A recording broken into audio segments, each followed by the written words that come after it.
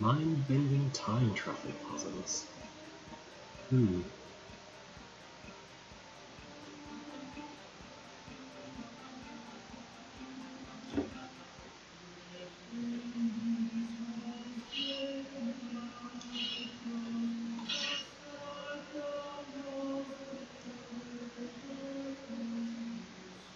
Oop. Okay. Oh, there we go.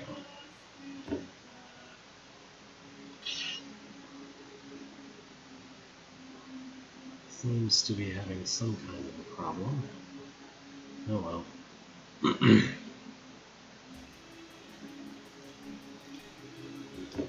So earlier I switched locations and everything was flickering. This stuff here was flickering, that check mark was flickering. Isn't this supposed to keep moving?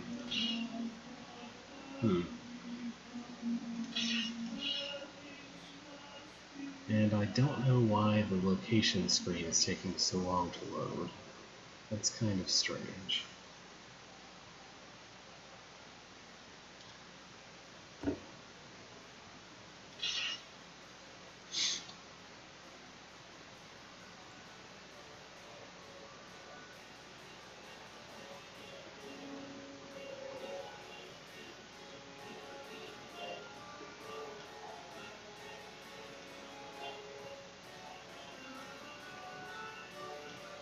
Alright, well anyway. Well, it flickered a tiny bit there, and now it's properly moving again. I just think this animation might have bugged out a little bit in the latest beta patch, but it's kind of inconsistent how it bugs out, so I'm not sure if I can put a report. I'm not sure if I can make a meaningful report of it. Oh, never mind, here it's flickering. Look at that flicker. I hope that's showing up on stream. It seemed like the map movement was a little less smooth while it was flickering also. Not totally sure though. Well, anyway, before I start the alphabet stream proper, since it's not exactly 2 yet, I want to show off something I have kind of partway in development. So I haven't made any graphics for it yet, but this is the carnivorous mushroom. It's kind of like a flower, but it's also not like a flower, as you can see in this room. Here are some ways in which it is not like a flower. These also don't have graphics yet, but they're spores, and they make more mushrooms. Anyway, I hope to have that where I can present it to someone sometime soon. Whoops, it changed my location because I was in a build. I guess it always does that.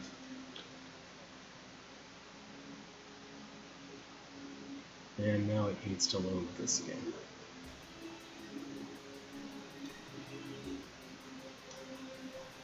Well anyway, 20 minutes distraction. I guess we'll see about that. This is by Thalamasa.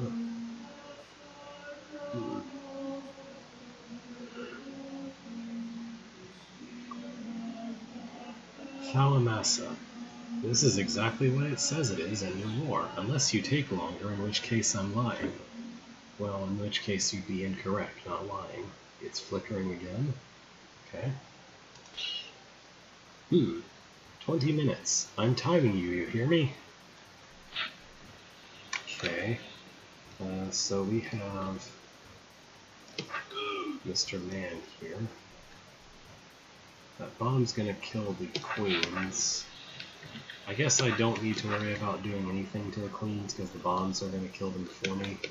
So this is entirely about surviving the roaches, I guess.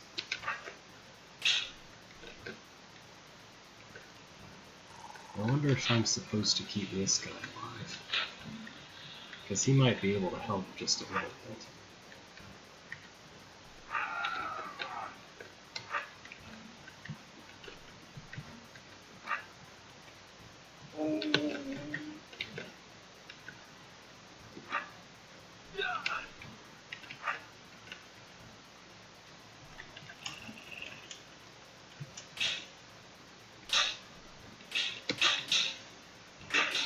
He's not very cooperative.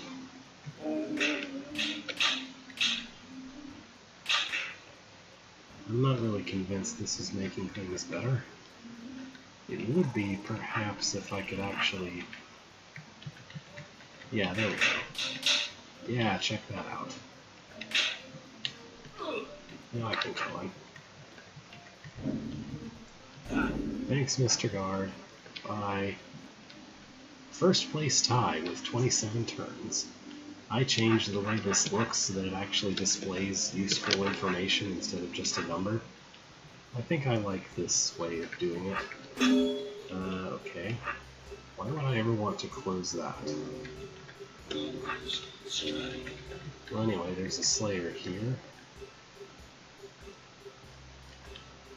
Looks like I need to go through here and he'll follow me. And then there's this going on. Okay, I get it.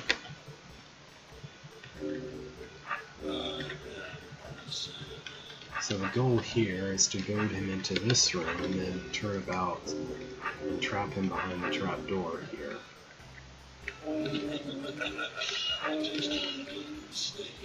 There we go. Just need to move far enough away. Alright, now I want to bait his wisp.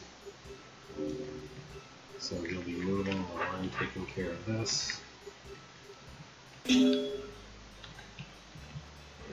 And that should be good enough. Now I just need him to get out. Well, let's get rid of the brain.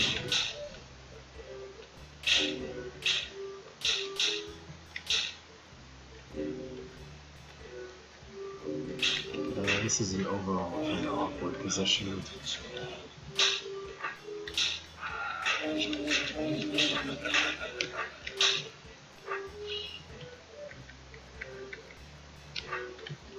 Yeah, why don't you just stay there, maybe?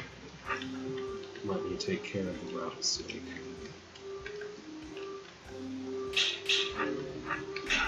There we go.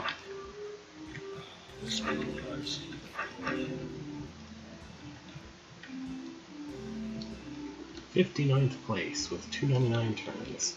Budkins won't be getting us here. No-nos.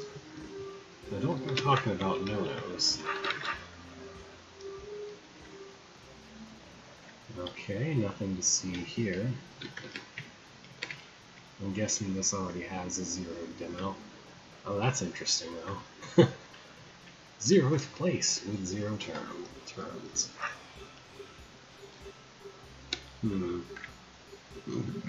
There's a Half in here for some reason. Hello. I'm playing 20 minutes distraction.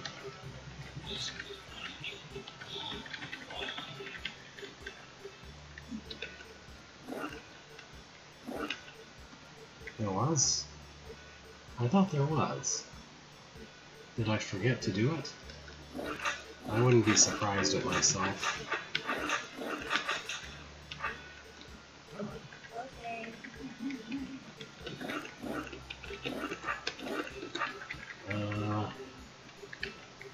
I could have sworn that I did, but maybe I'm just thinking about the week before last.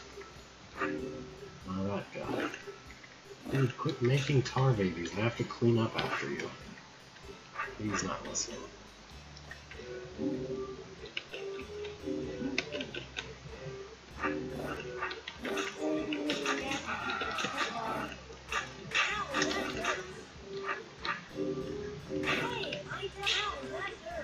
Wow, rude.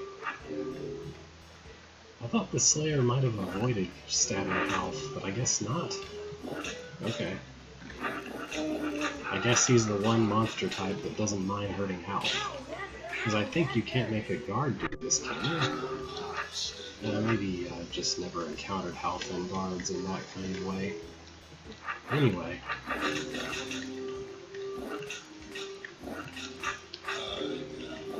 And he just keeps making life difficult.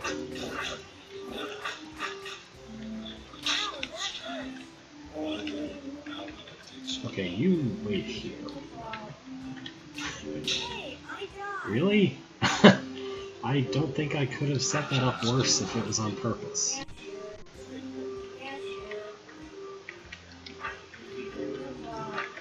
Let's do that. That should keep him from stabbing Half like an annoying idiot.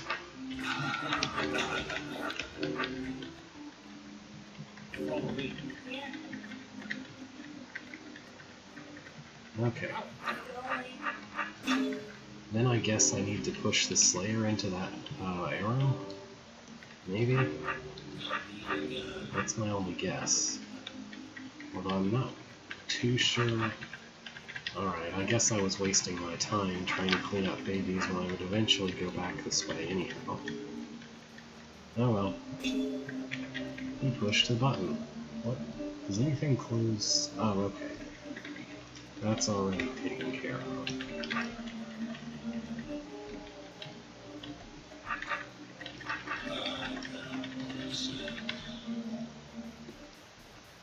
Zeroth place. Because that didn't start with monsters. I guess that's just what place it is if there is no scores.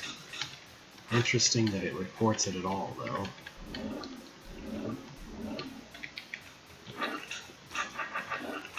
I changed the way that it displays the score to actually be halfway useful, kinda.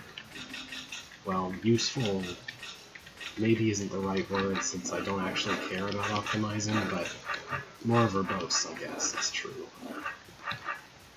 I almost want to leave the brain intact.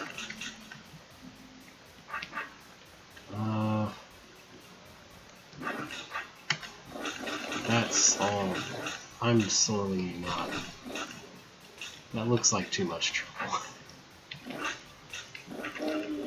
I mean, my best guess would be that it's why did you waste your time doing this, or it's challenge, reach this scroll, except that this was before they had scripted challenges, I think, so...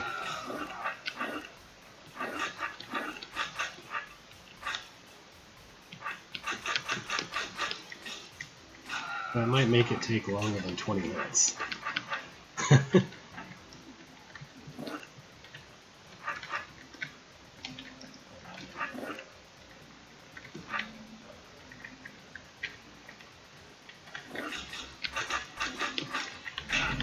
I'm taking a wild guess that maybe the initial configuration of tar isn't cuttable either, because I think if it were, that would be my choice to try to read the scroll. Yeah, there's a couple of squares here. Okay, one little problem with the setup that I have is that maybe it cuts off a little bit, but you could tell it said that many turns, it's fine. Still can't get us, Budkins. Leave these safes. Your safes? Does that mean you're full of valuables? Looks like I eventually need to do this trapdoor puzzle, so I'll just do it now, I guess.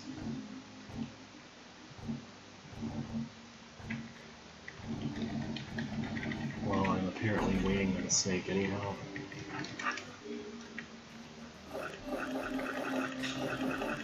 Okay, that's just a different floor type. Do I need this guy? I probably need him to push that button over there. Thank you.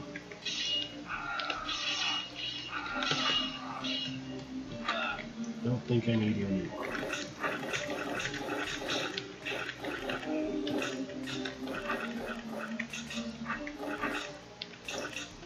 Oh, hang on. Was that snake a bad timer? No. Okay, I don't know why that snake exists then. Oh, no, it is a timer. Okay, I got it. So I just need to hit that before that happens. And also not let this guy get in a bad position at the same time. Okay. Ta-da! So I'm gonna just see how optimal this is before I do anything else. 11th place topic. Neat. Now this is not all that much trouble to go read, so I'm gonna check it out.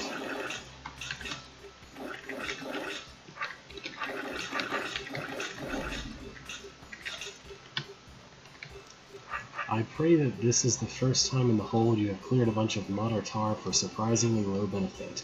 I deeply apologize if this is not the case. Alright then. So here's a room of some description.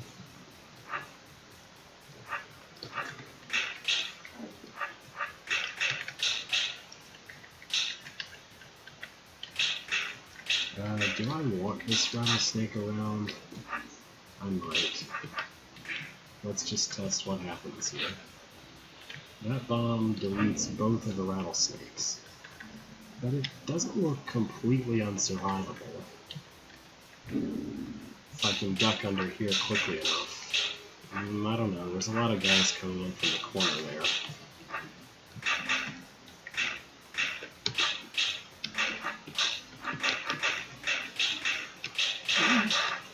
That still looks potentially survivable to me. I mean, those guys get a little bit out of alignment, but it seems like it should be possible to kind of shake them and keep them that way. I mean, that doesn't look intended. That doesn't look like that's the intent, but...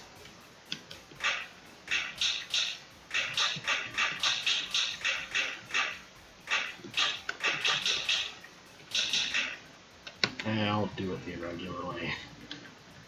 It looks like I'm supposed to actually have that rattlesnake get caught on this arrow trap here. Oh, that won't work. So maybe that's good enough.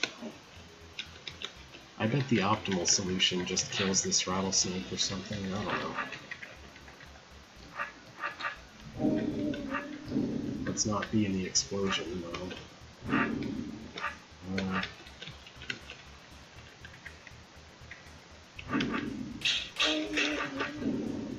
Okay, my sword is the wrong way before I even push the fuse.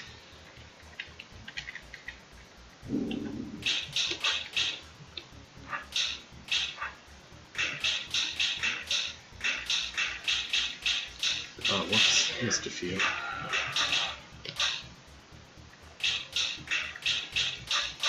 Ah, there we go.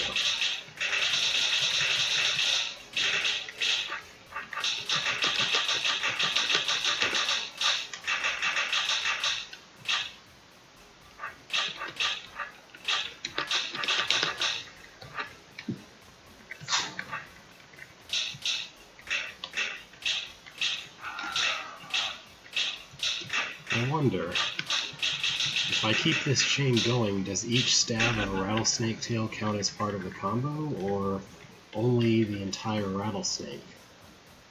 Because obviously stabbing a tail part preserves the combo.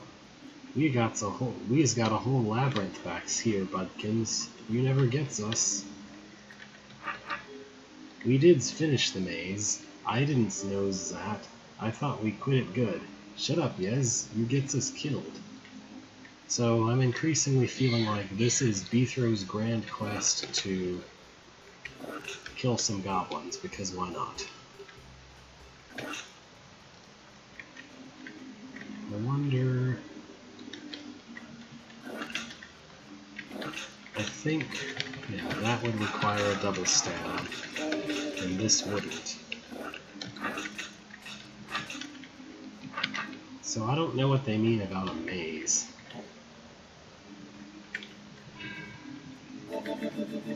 Alright, so I just put down a mimic and I can double stab. And I can read the impossible scroll to the end, which isn't actually impossible. Ta-da!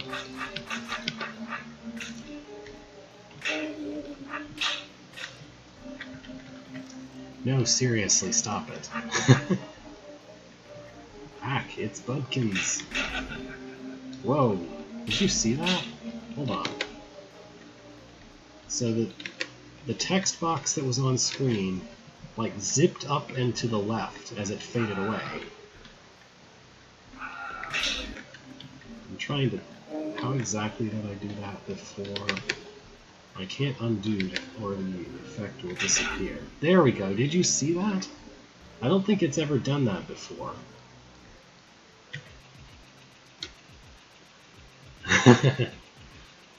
Remember, once you're finished, get that scroll in 2 south, 3 west. Actually don't. So I'm not sure. Maybe that's always been the case, that if you kill something that's got a text box attached to it, it'll zip to the top left of the screen.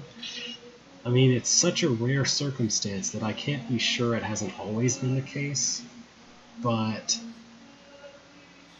it certainly looks strange, and maybe that counts as a bug. Okay, here's the last one that starts with a T, as far as I can tell. And this is 23 Rooms by Boy Blue. Probably the final chapter of the stupidly named Rooms trilogy. Okay, I don't remember the other parts of the trilogy, but... Oh, Blue Rooms, okay.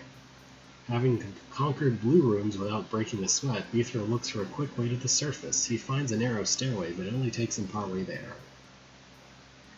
Okay. Thanks to Chaco, Doom, Blondebeard, and others who tested this hole.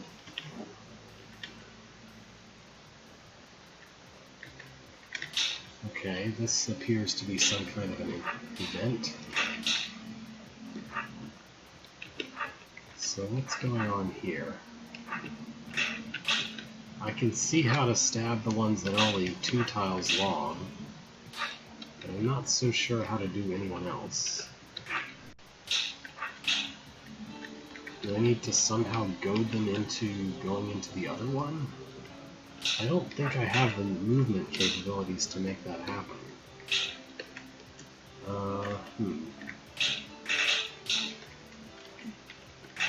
Maybe I need to pull that guy like that. But then I can't stab him. And I wouldn't be able to stab him if I were... Hold on. Yeah, I need to somehow magically make this guy go the other way. Okay. That works somehow.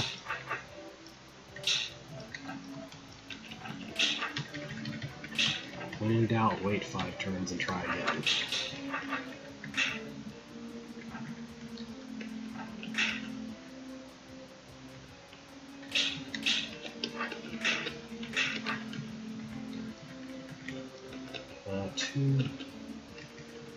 There we go. And then these are free. Alright, that wasn't bad.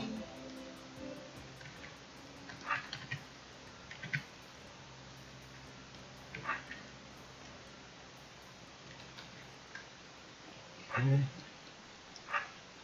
This looks like a bit of a mess.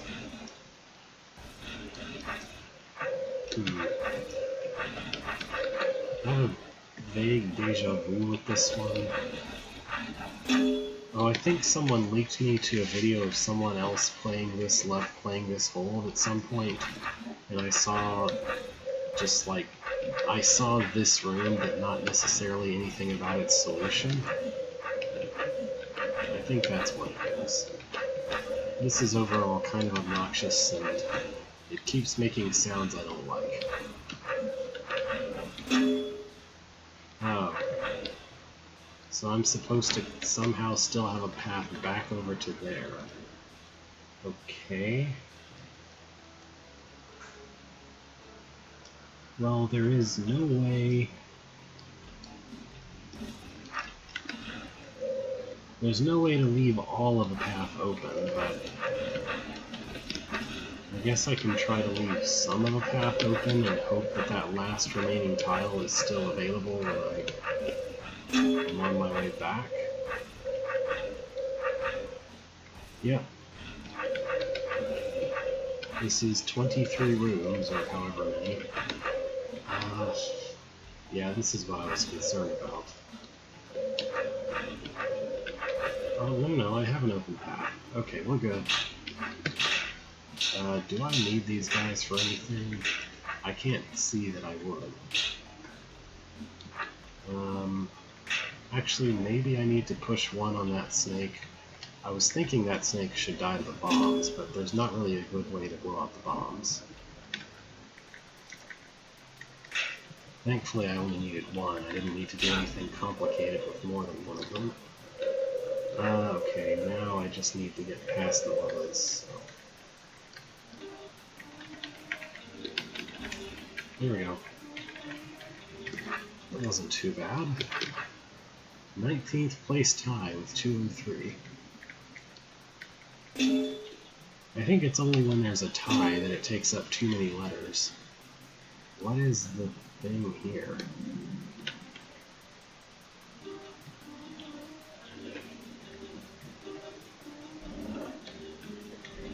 Is that cuttable? No, that's a 4x4 square I'm looking at.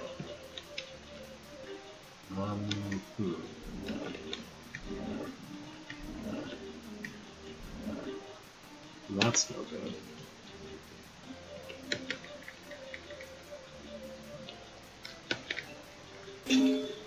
I would probably want to make it only one cycle anyway, personally. That looks doable. I mean, I'm not counting tiles or anything, I'm just going off of what my intuition says, but not quite. Okay.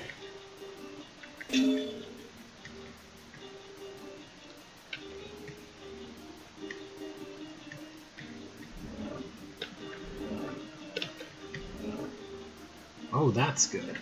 That should be perfect.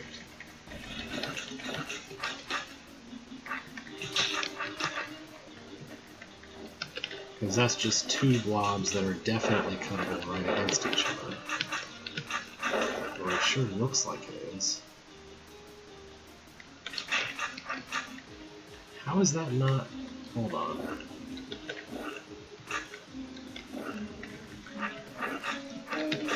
Huh. It looks like it should just be something 3x2 like that, glued to something else cuttable, which should be cuttable, but I don't know.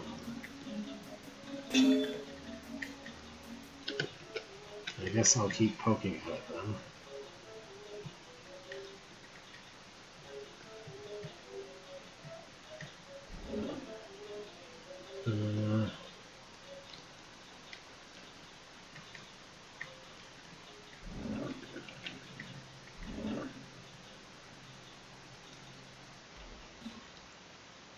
I bet that's not, but I want to try anyway.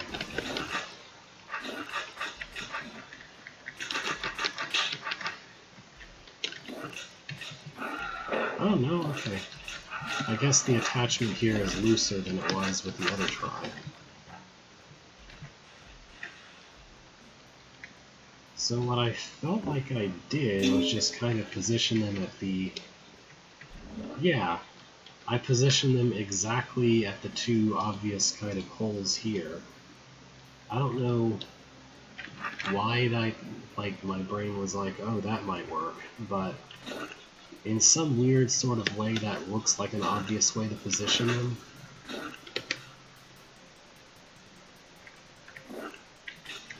Like, I don't know how to put into words the way in which I feel that's obvious, if that makes any sense. Well, this is a complete nightmare of all kinds. Like, how am I ever supposed to guarantee this will be cuttable when I'm through it?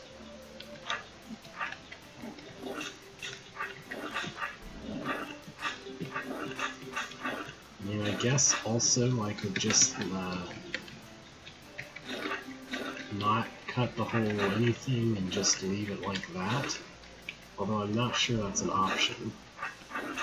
Like if I just try to go for the eyes and not let any babies onto the part of the area that I don't want it to be. Yeah, I know how to use words.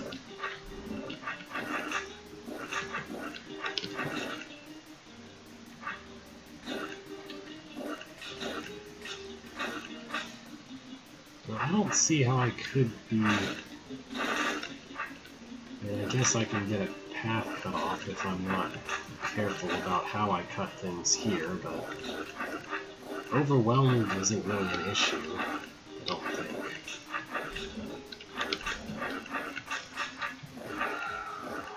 Yeah, it looks like no matter whether there's 2 or 3 eyes on one of these, I don't have to leave it in a state where a baby can be in the middle, which is the only state that ultimately requires me to do a full cut of the room, which is what I would really like to avoid.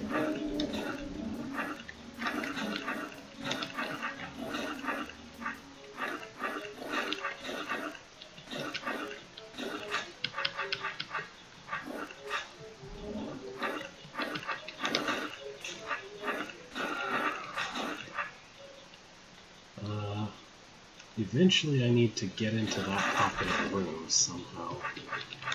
So I guess I should try to do that here and now.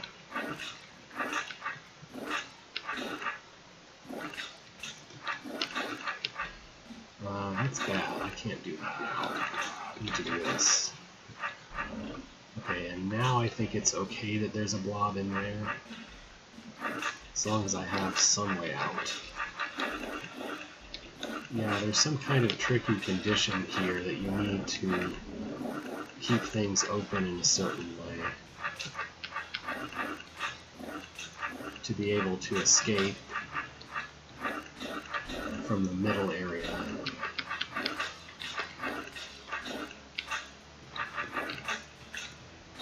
Essentially, I need to keep that guy for a moment.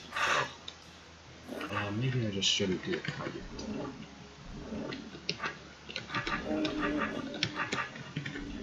There we go. Basically, you need there to still be tar on a door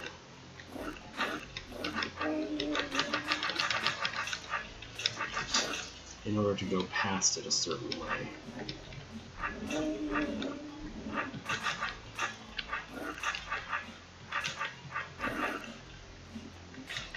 Because otherwise you get this checkerboard of tar and the door from which there is no escape.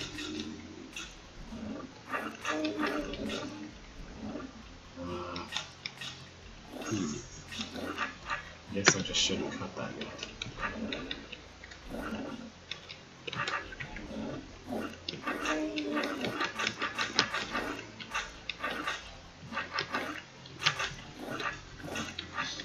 Okay, now I can trace my way around here.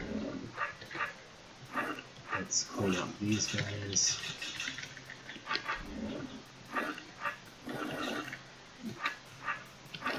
And there should be no problem here.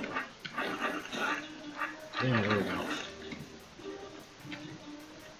So this room would work equally as well if those were yellow or green doors, or if they, well, maybe not green doors, but if they were red doors that are always shut, or if they were walls, but I can't enter that room from this side.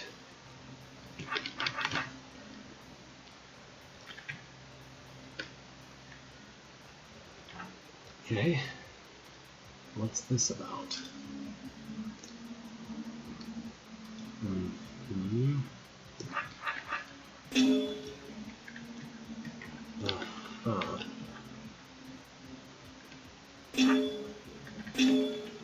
I need to place myself centrally? Yeah, okay.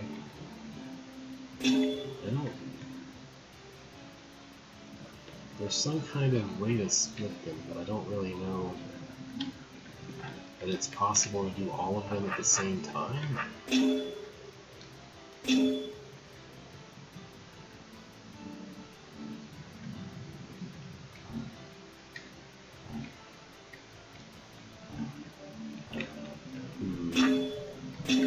So if I want to split the top left ones, then I need to be over here.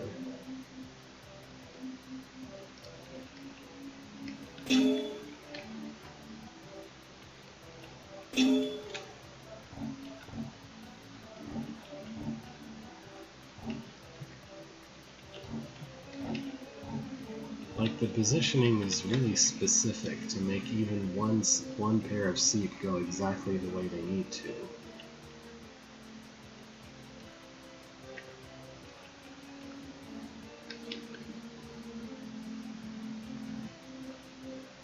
And then once they're placed, you can't do anything. Very weird.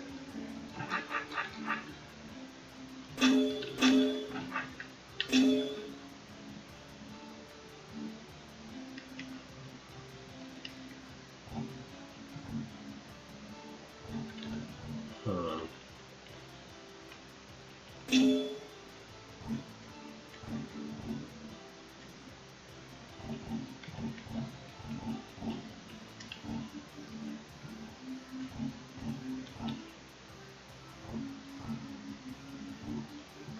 I feel like the idea is probably to traverse the trapdoors in a very specific way that causes the soup to behave somehow.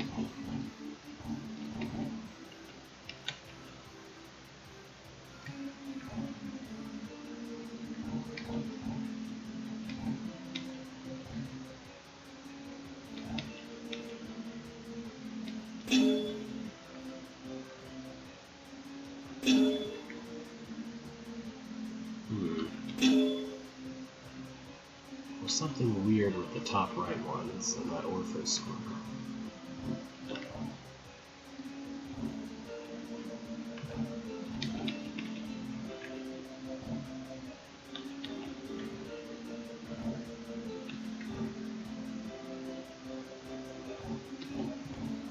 Oh? Okay. I mean, that's kind of a magic sequence, but at the same time, it's one that's tight. It's like the set of options feels small enough that it's not completely obtuse what to do, I guess.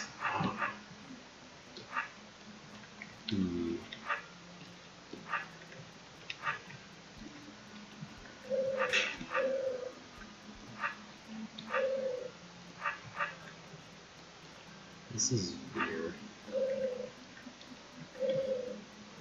That's about the only descriptor I have for this. Is that it's weird.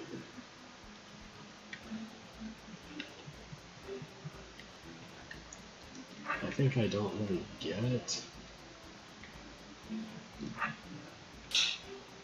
I mean, I guess that for every roach rubber pair, I need to bring it to some intersection corner in order to kill it, in order to kill the roach. And so this is kind of about managing the intersections, I guess, as well as managing where the webs are.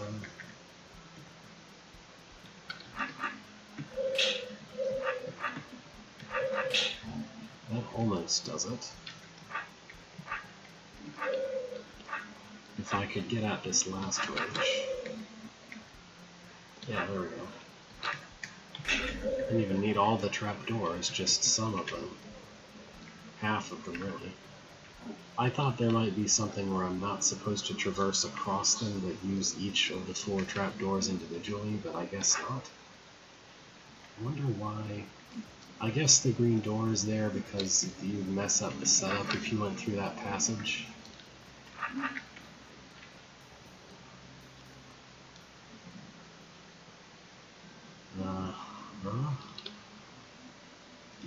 So these bombs will blow up that bomb, which will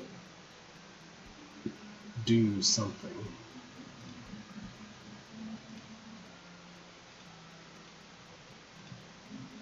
These bombs will also light that bomb.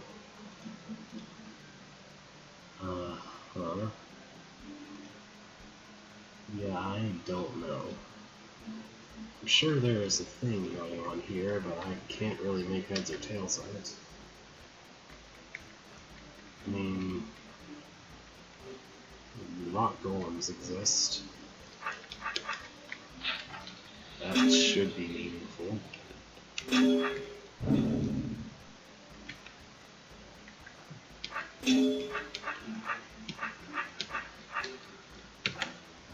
Okay. I think I need to put golems here to skate that guy across to there.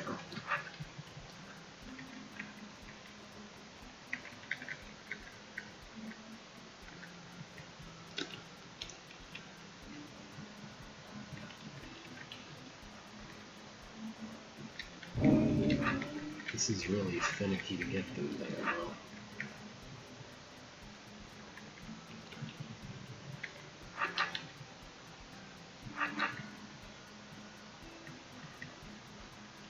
I mean, anytime I have one of them in the correct position, he's going to move out of position while I'm trying to manage everyone else, which is kind of a pain.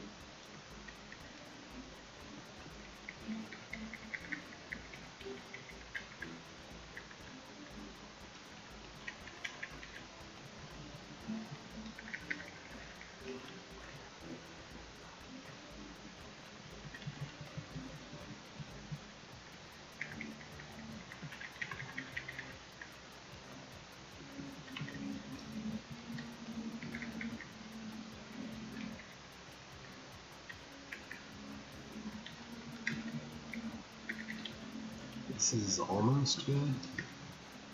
They're kind of in the right... Oh wait, no, I can't get past them without messing them up, so... I guess I should pull them north, and then pull everyone east a tile.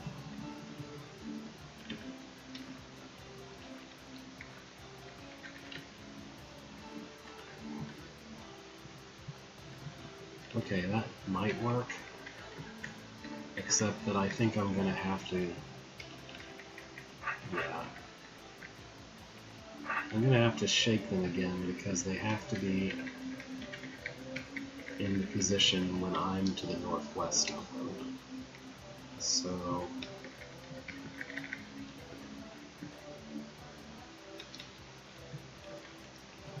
Okay, that should work.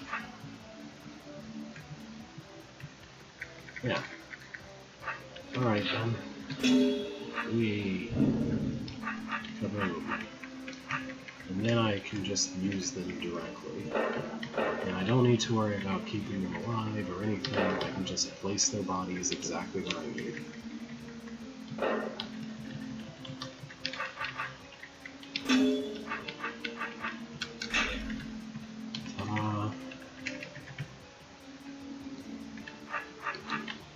Okay. There's a room with a mimic in here. Yeah? Where do I need this mimic? Do I need him to blow up that bomb? I have no idea. What is even going on with the snake? Yeah, okay. So... it looks like I need to do something with this roach. Should I be killing the roach? That's the only guess I have. And then... I don't know. I can't imagine why I would need this snake, but it's difficult to keep the snake... It's harder to keep the snake alive than to just kill it, so I assume that I need the snake for something.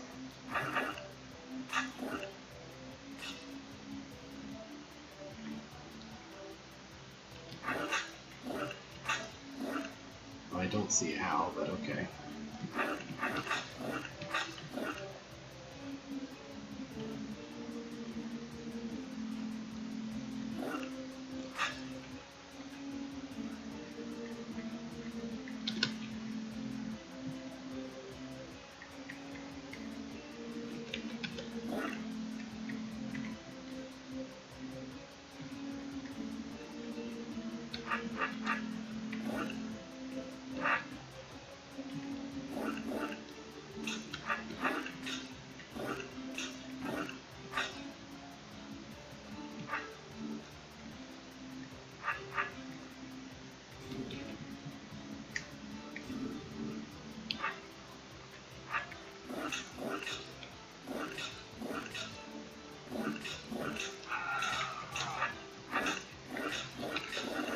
What the heck's sake?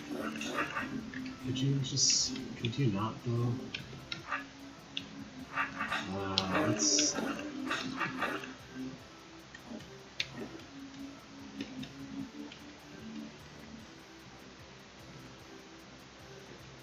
Well, I hope the length of the snake isn't important.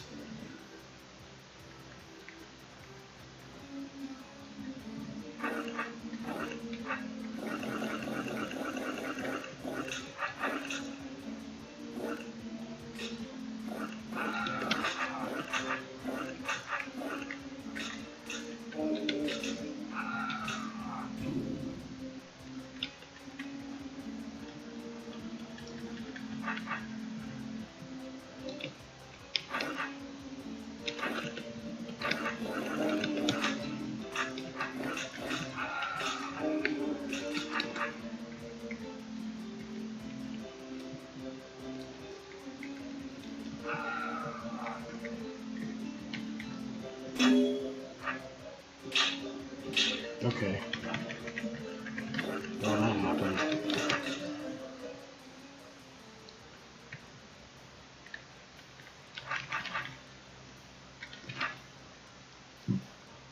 I found the level exit. And here is something involving goblins, I guess. So, it's not the right button.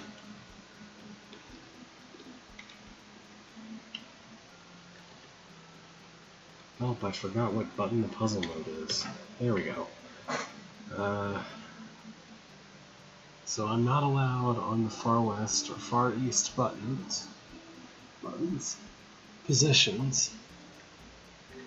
I don't see that these goblins are useful for anything, so my guess is that I'm just supposed to kill them. And also the rock golem, and then I can go kill the eyes. There's just some weird location requirement here that I don't necessarily understand.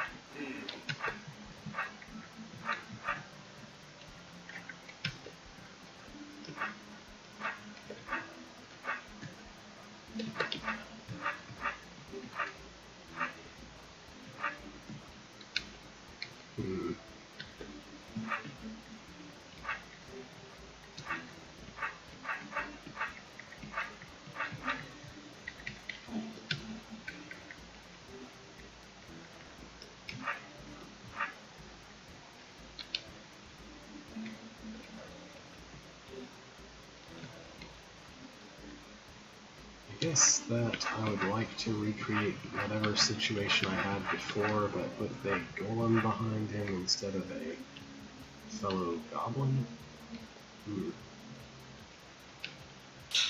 Okay. And then I need to create something like that for these guys without the extra wall to work with. Well, instead of a wall there, I have just a orb, which isn't as versatile. Well, it's not as big. And I guess I do have this big pit to work with if I wanted.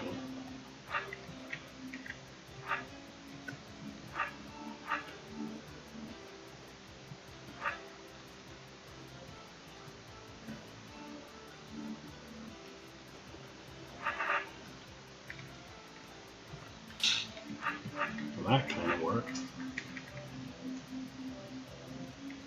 Oh, I just meant the pit acts as a wall.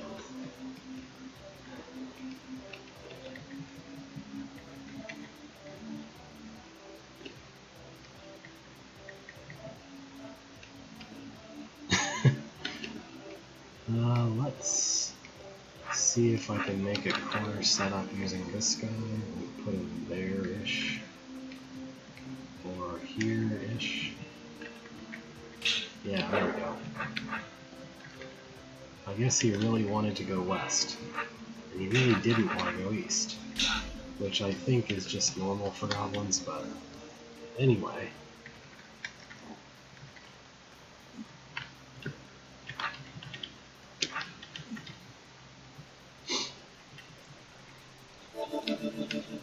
Okay, what is the mimic for this time? I guess he's for killing this roach queen because I don't see anything else that can do that.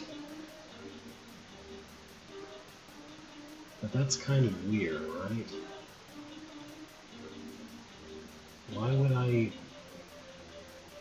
Why put a mimic in this room that just kills a random roach queen somewhere? I don't know. I guess I might find out. Why not?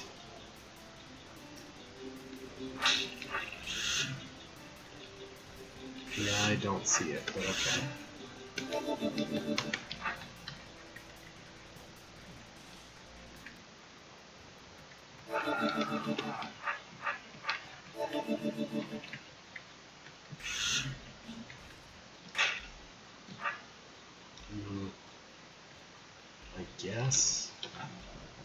guess I'm okay as long as there are no lines that go all the way to the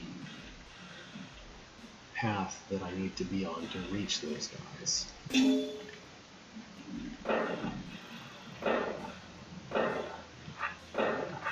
So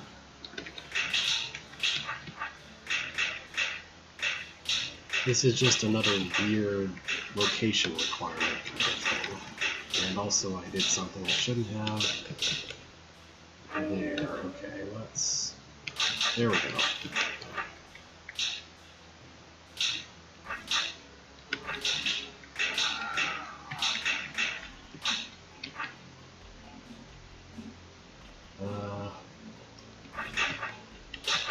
Wrong way.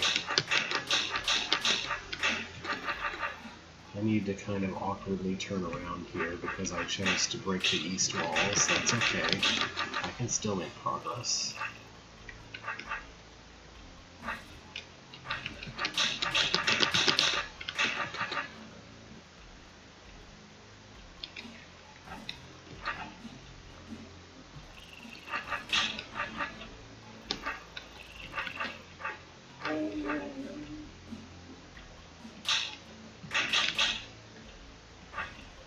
Oh yeah, it might be.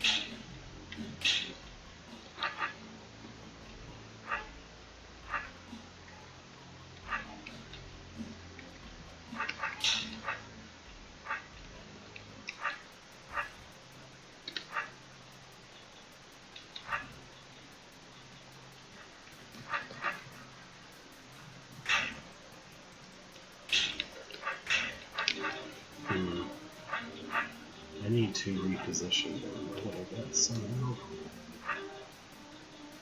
Or something?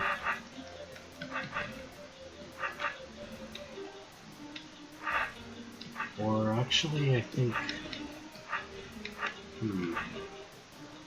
Okay, I can destroy that. That's what I need. As long as I don't destroy both of those. So the east one is kind of a problem if I destroy it. By which I mean, doing the eastern of those two rather than the western leaves no way for me to reach the queen there. Or it sure felt that way anyway. Alright, so now there's just this one snake here. Do I need to do anything terribly special? I guess I could pull him all the way down to where I've got rock golems arranged in a convenient snake trap already. That should be doable enough. Because that doesn't involve turning my sword, I can just keep it facing the most convenient direction. And this happened entirely by luck, not because I knew I would need to do this, but I'll take it. Provided I can make him get into this trap. Do you mind not continually going the wrong way? Please. I'm west of you. Please come to the west. Hello? Hello? I'm west of you. Why won't you come in the direction I am relative to you, instead going the exact opposite direction?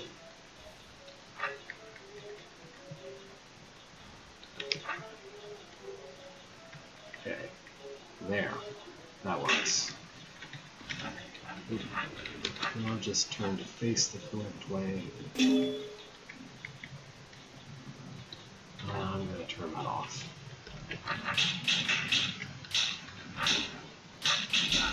And now I can be as destructive as I want. There we go. I don't know why I danced all the way around this wall, but whatever. 40th place. And there's a room here. Something with decoys, and... oh boy, I bet I can't solve it from this angle. So my goal is to eliminate all of the tar.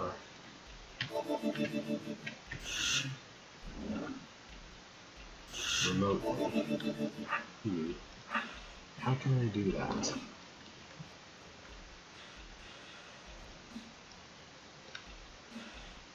Well,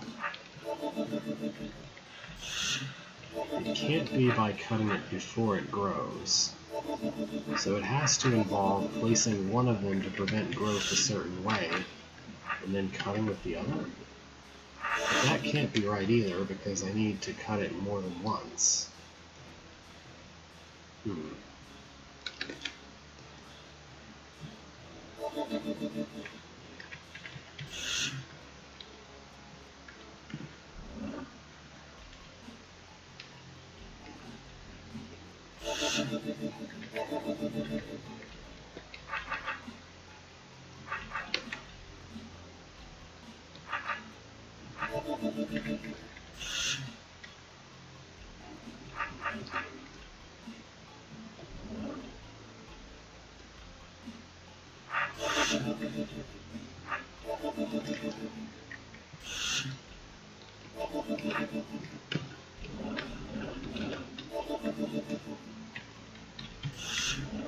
There we go.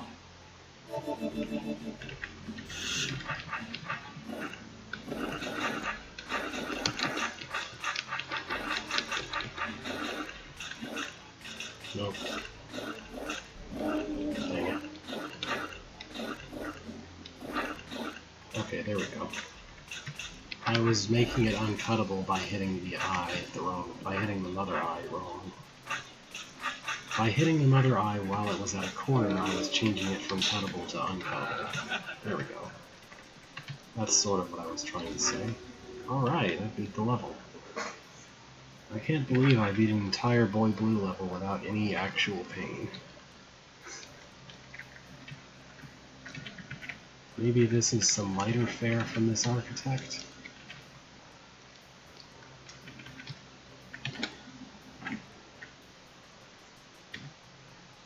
These rooms all seem to have something in common, thinks Bethro. I can't quite put my finger on it. Huh. Do they?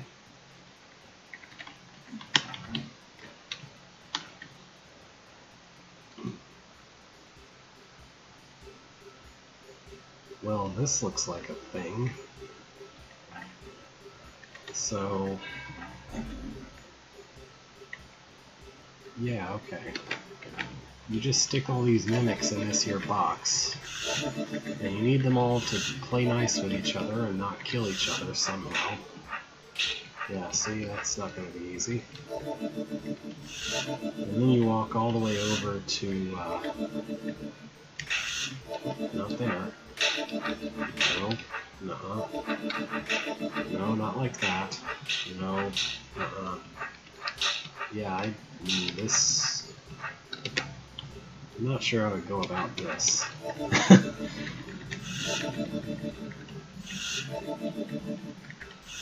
mean, it seems like it should be relatively easy to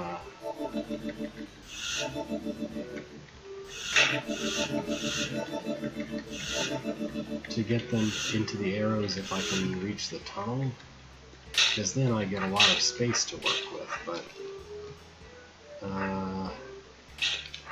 no matter what, I have to make at least one move that doesn't look plausible.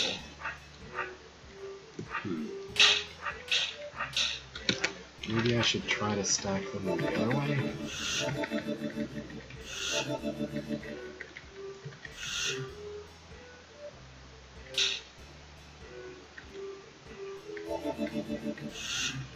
But I'm definitely going to have to go east at some point, too. I mean, west. Yeah, there's no path to this tunnel that doesn't involve going north, south, east, and west at some point.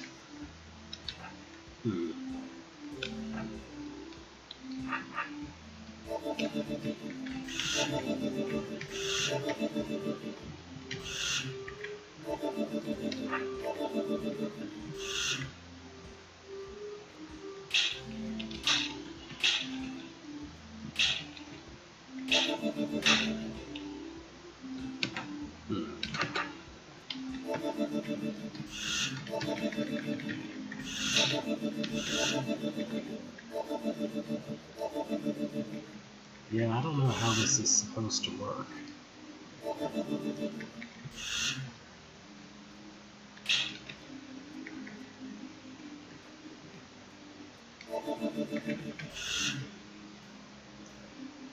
That's no good. I don't think. No, yeah, there's... And I need all 6 of them, so I don't know. Like, the only valid configurations are going to be something like this, with all of their swords pointed orthogonally in the same direction. In which case, I'm not allowed to move in that direction. But because of this lip, I can't be south, and because of the fact that it's way north of me, it can't be north. And because of this thing that they're going into, I have to go east and west. And there's no way whatsoever to reorient them to do things. But diagonal directions are even worse than orthogonal ones for this. Because then you've got lots of ways to go that will cause them to kill each other.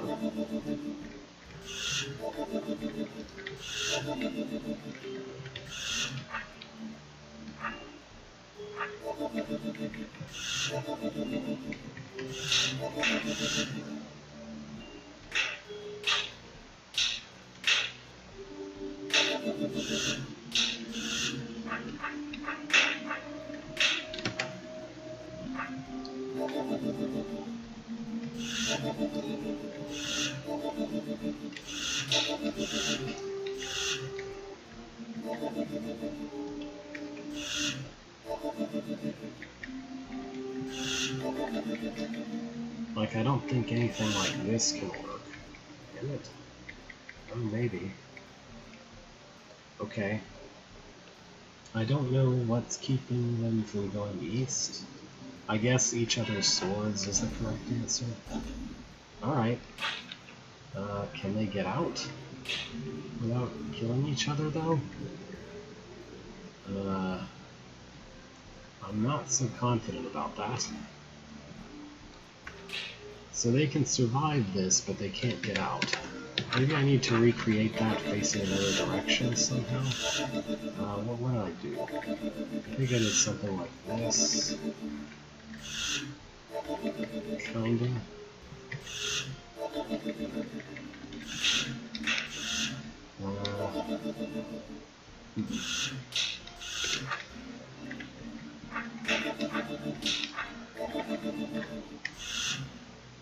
I think this isn't right. No, their swords are supposed to be facing into the direction that they're existing toward, so something like that.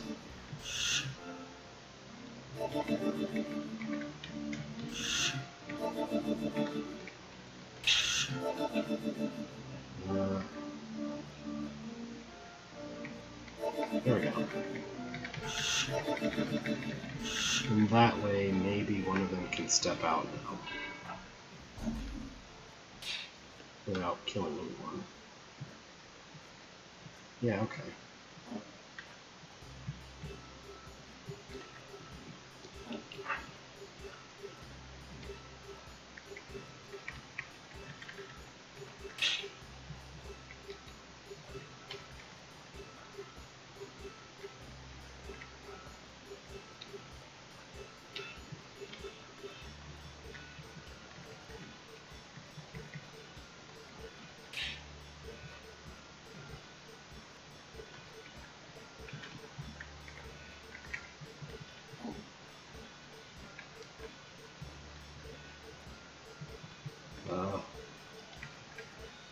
I created a bit of a situation for myself with this last guy. There we go. Ta-da! Well, actually, I should be very theatrical to do that here. Alright. Entirely making them survive. Alright. This hold is very fun. I like it. I think I've been at it for a while. I'm through the first half of the usual couple of hours anyway. I think I'm happy with the progress there. Like, I haven't run into a terrible wall or anything, but I think I'm happy to leave that there and call that the end of T. So after that comes U, which doesn't have all that many. It has some, but not all that many. Beginning with Unchained Malady, though. Oh, my love, my darling, I've hungered for your touch. From the well-known song Unchained Malady by Beathro Budkin. When did Beathro ever compose a song? Let the adventure begin. So this is the contest compilation for the July, August, September 201 Gentry-Eye contest about Gentry-Eye heads without a chain. Thanks to all contenders for building these nice rooms and levels. I always get these mixed up, I think, between the one that's like Dying Fletchman just making a lot of things that include some tough Gentry-Eye rooms, the one that's Dying Fletchman telling us how to use Gentry-Eye effectively, and this one, which is the contest. It would have really helped if this said Unchained Malady Contest Compilation instead of just being called Unchained Malady, but whatever. So that was third place that I saw. I'm looking for non-placers to go first, though. Okay, that's second place. That's, okay, Sheepdogs. I actually think I played every one of these entries and voted on this one. Okay, Sheepdogs, woof. Oh, this one. This one. Yeah. I never figured this out. This is just some complete nonsense going on here. Like, what is even with anything? And how even would you? Or could you? And why would you? But how? And what? So there's something with something. You're supposed to, like, free the Gentry-Eye in there and use them for something? I don't know.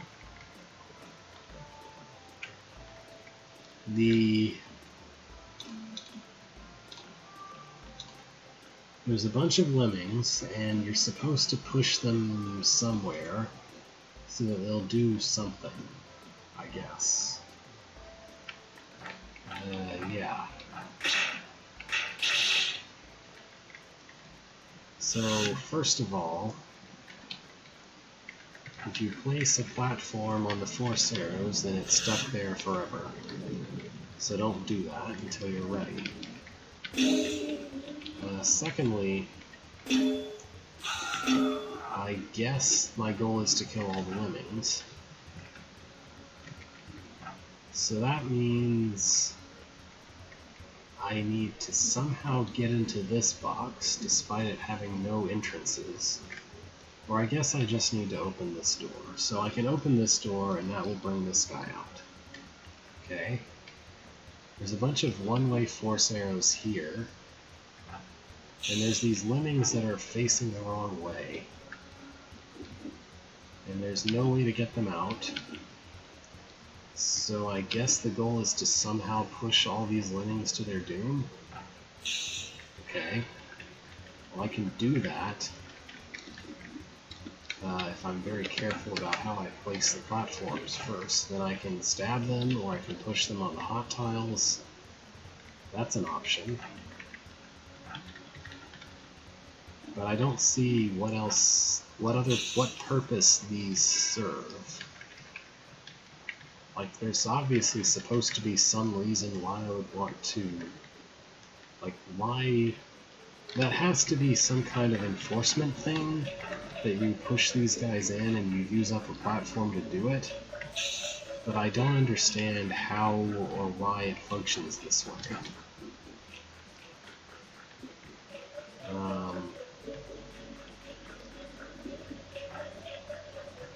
So after that, I guess, yeah, the goal is to hit that orb and open this and make this guy go somewhere and do something. If he's left entirely to his own devices, what does he do?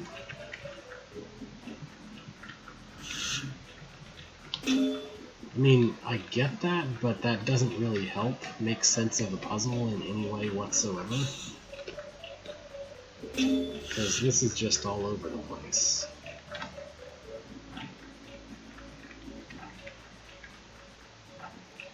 Like, why... What even and how do you... But, like, since they're one tile, so... Yeah. Like, problem the first, the only platforms that I have control over are single tile platforms, and I don't have very many of them. And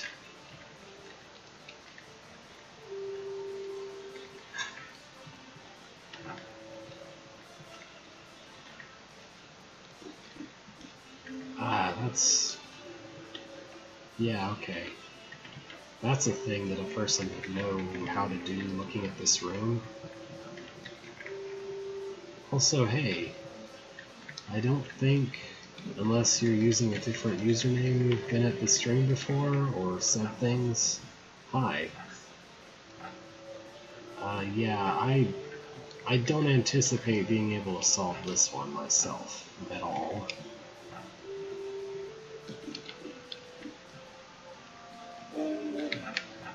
I would really prefer to just, yeah. I mean, I'll do what I did when I was voting, when I was playing this for voting, and that didn't return me to the hub at all. In what way does this... Oh, there's stairs. Okay. Ah, okay. I think, did you use the same username, or whatever? I mean, this feels like something that probably looks really cool if you can make it work, but if you don't know what's going on, then you're going to have a hard time making sense of it. It is arguably a single-room hard puzzle, which some people probably liked, but that's probably hurt its rating in the contest a bit, because some people just didn't understand it the same way that I didn't understand it.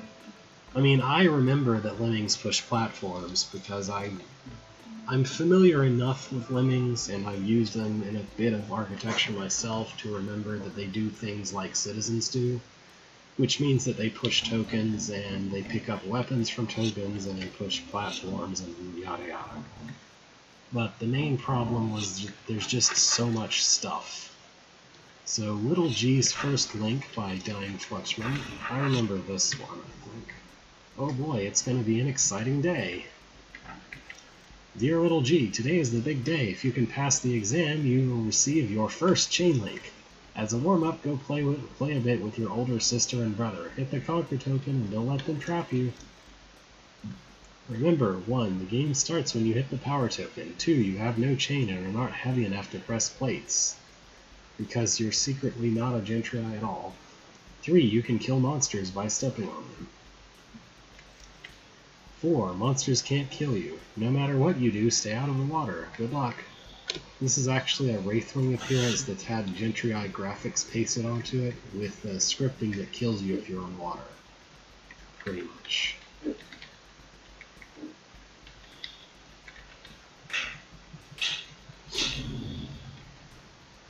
Alright.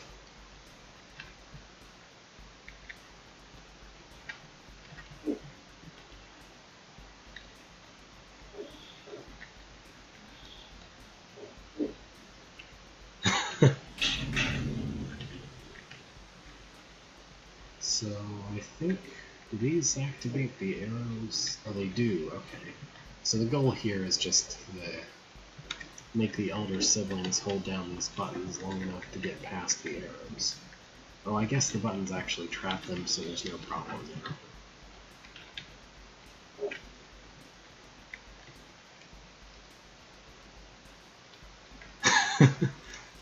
First trial, blow up the constructs.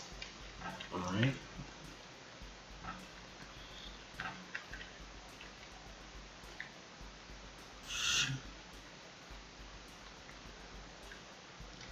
So I think I might be immune to explosions too, but I'm not completely sure.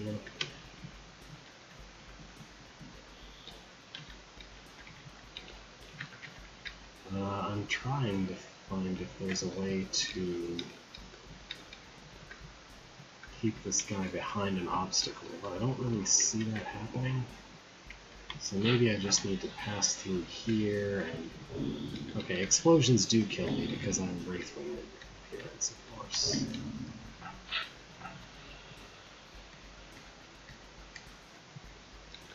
There we go. Alright, so the idea is to pass through this and then... Let's bring him here. To pass through here and stop off in a way that makes sure that these guys would die.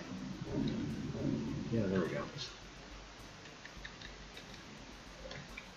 That looks really funky. It looks like I'm pushing him kinda, except I'm not.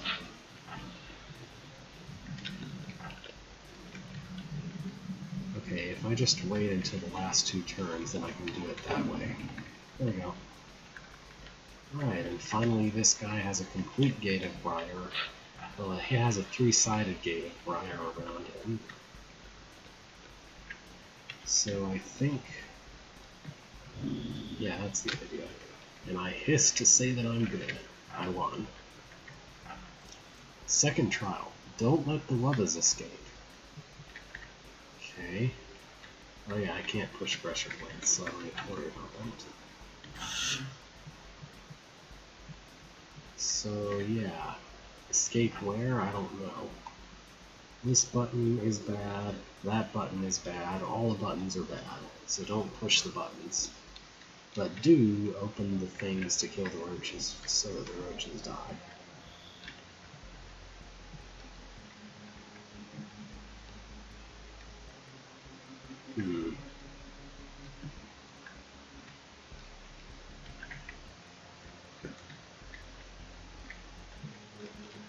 So I need things to be in some configuration that'll let me reach each of these buttons.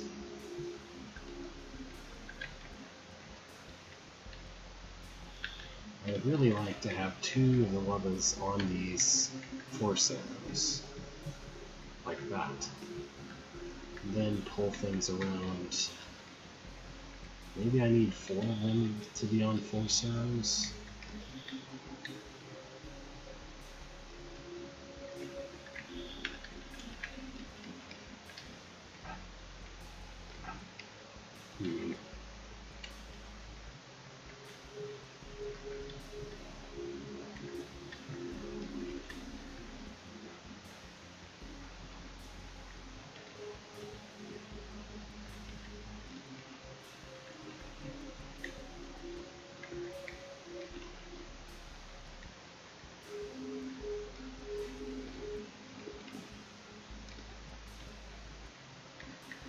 There we go.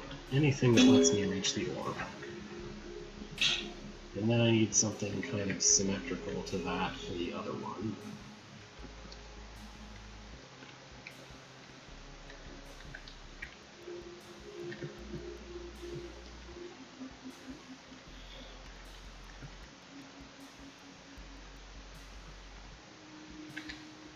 I don't know. I think there was a guy trailing off to one side. Let me look. Yeah, no, right now there's a guy down here that's gonna get him. It's gonna follow me if I try to do something. I mean, there probably is a nice configuration that doesn't require fixing to go back the other way, but that's not the one I found. So I basically need something where the one trailing guy is up in the northwest instead of being...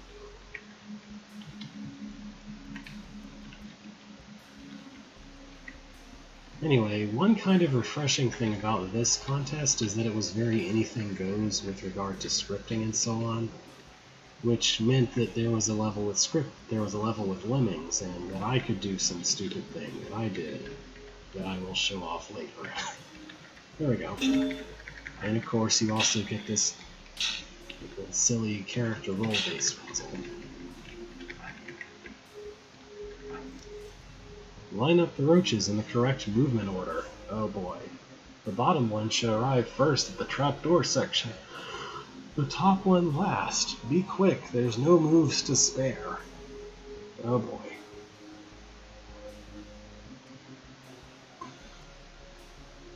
Where's the trapdoor something?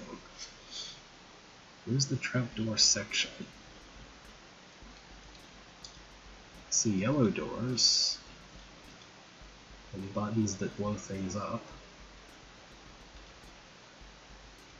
There are no trapdoors in this room. But, okay, well, whatever. So there's a thing here where you're supposed to do something in order to make things happen. And I don't necessarily know how it's to work.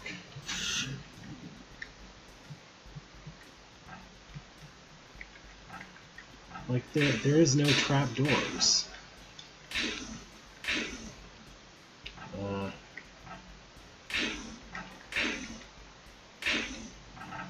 Okay, I think I understand, but like, this is unpleasant and it's movement order based, which immediately makes me not happy with that. Not happy with it being move order based. Yeah, okay. Maybe I'll leave this alone.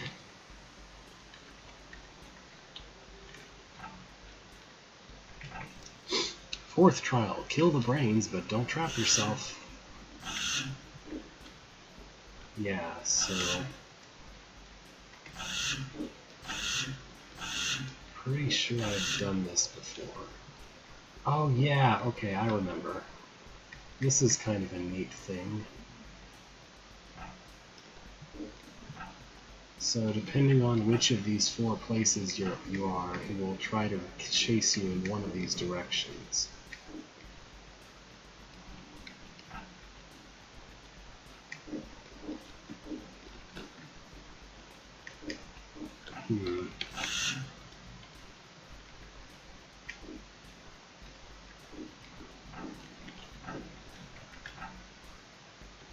And I guess if you're in the middle, then he's guaranteed to try to go west? I'm not exactly sure why that is, but...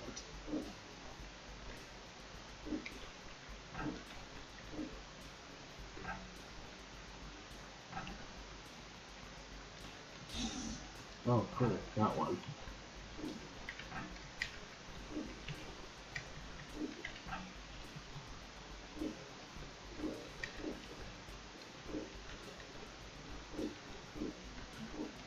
I kind of want him to not cut this corner. I'm not really sure how to prevent him from doing so. Maybe I can't take him there that way.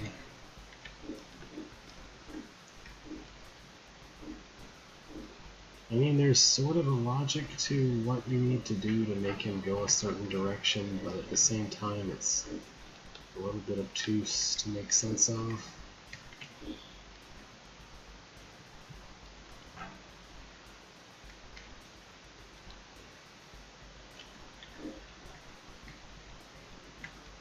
I haven't gotten this one yet. So I need to find a way to make him go south.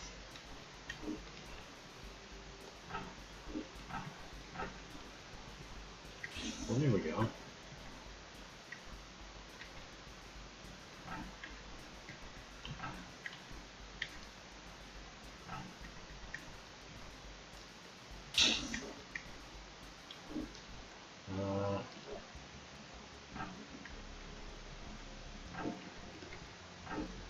Now I need his destination to be east.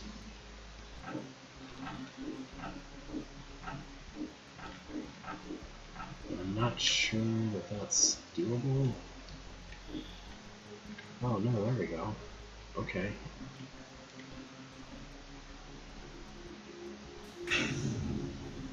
And that was everybody, and now he's in the correct position to just to go die. Alright, cool. For being an entry about Unchained Gentry-Eye, this one doesn't actually have you do very much. Also, Shallow Water kills you too, by the way. Drop all trapdoors. Using this construct. 7th trial. There's a lot of trials. 8th trial. There's 8 whole trials. I'm happy with doing 3 or 4 of them and moving on, I think.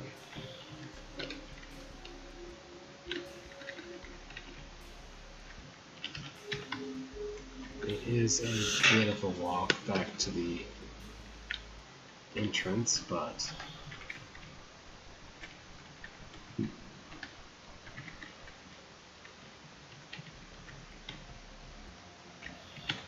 should be fine.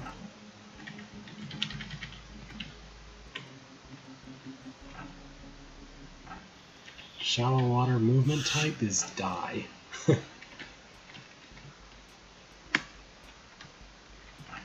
Okay. So there's that. Here's the end of the level. Alright, Gentry-Eye Headache by Disoriented. This looks complicated. Oh yeah, this is complicated. Keg detonation area. Way to blow up the kegs. I don't think I ever figured this one out either. Gentry-Eye release valve. Yep, that sure did release them. Water skipper release valve, which I can't reach without somebody going there. So I guess the idea is that you need all the Gentry-Eye to come out and go on the button.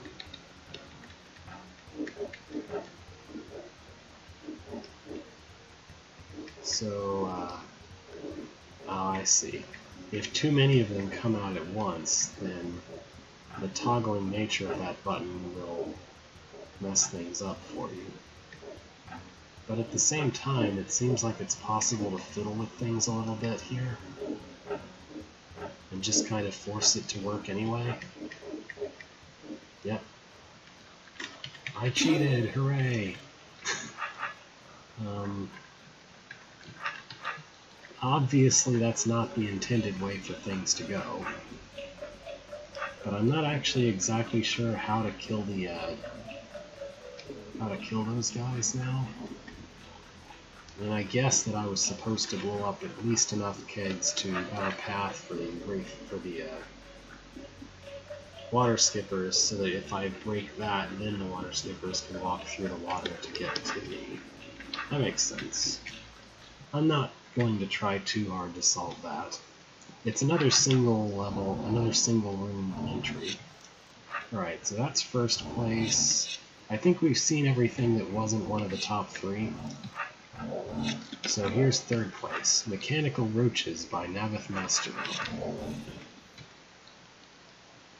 Bethro descended the stairs intent on playing around with some metallic, mechanical, and vulnerable roaches. Enjoy!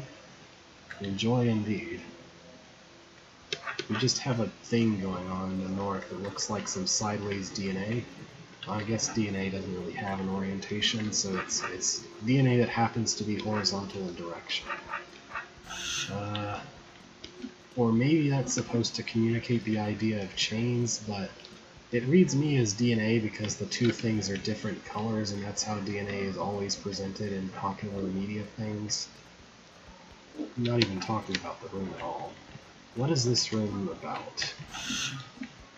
You have access to a powder keg and some puff, and there is a water skipper that needs to die. And there is something going on with this button that opens some doors.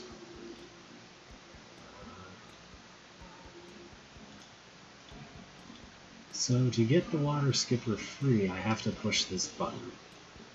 But to push this button, The only thing that appears to have activated is that plate? That can't be right. Okay, that opens the Gentry Eye. This does that. This opens that. Oh, I wasn't looking at the top corner of the room.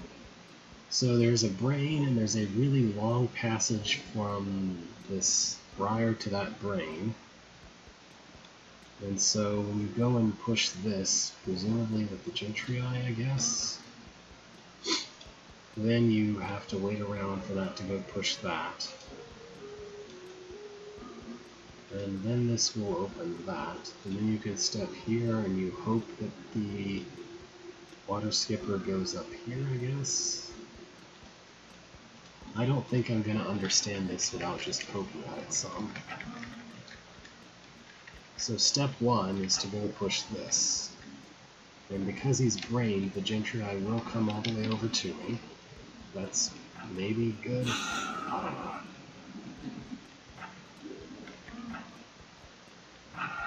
I can choose to go this way. And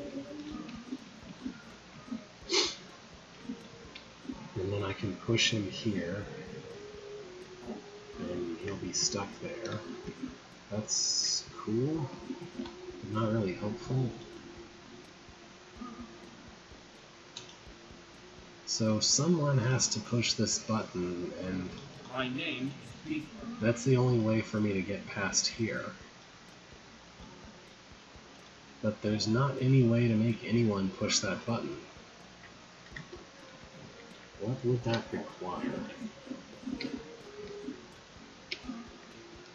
So if someone's supposed to press that button, it can't be Beethro, because then he'd just be stuck in this little box, and that's no good. So it has to be the Gentry Eye, because there's no other way. There's no way for me to push the powder keg in. But I don't see any conceivable way for the Gentry Eye to be lured all the way over to that button.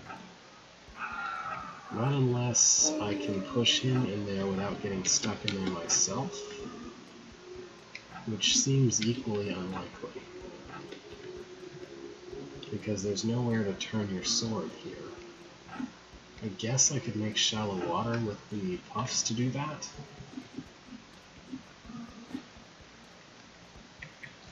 Like make just a tile of shallows over here somewhere to help me turn my sword with.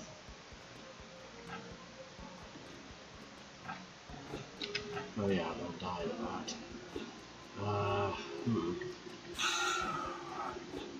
There we go.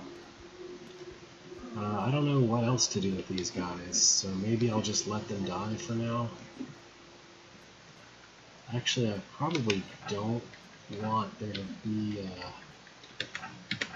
shallow an ice in the middle of the area, so I need to not let that happen. So say I just let 2 of them die.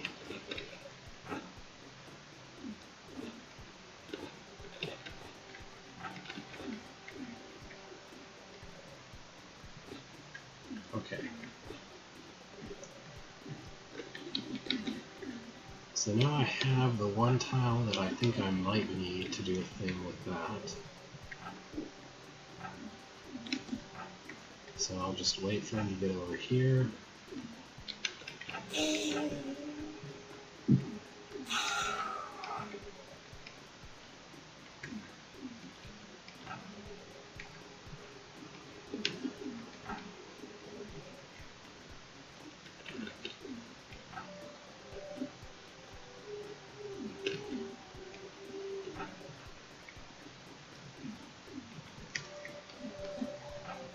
And in that way I can push him in.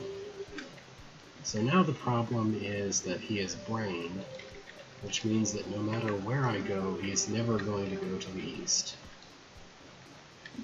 So maybe I need to push this powder keg into position to help me with that. There's one... I can't use the powder keg to block him from seeing me in the direction of that ortho square, unless I push this powder keg to the ortho square myself, which I can do. If I do that, it blocks the ortho square. And now he'll not obey the brain. He'll push the button. And that will unleash that button over to the west, so I can push that and get stuck.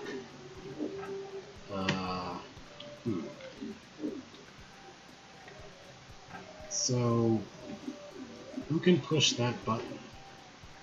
There's no way for me to push that button because the Gentrii can't come free.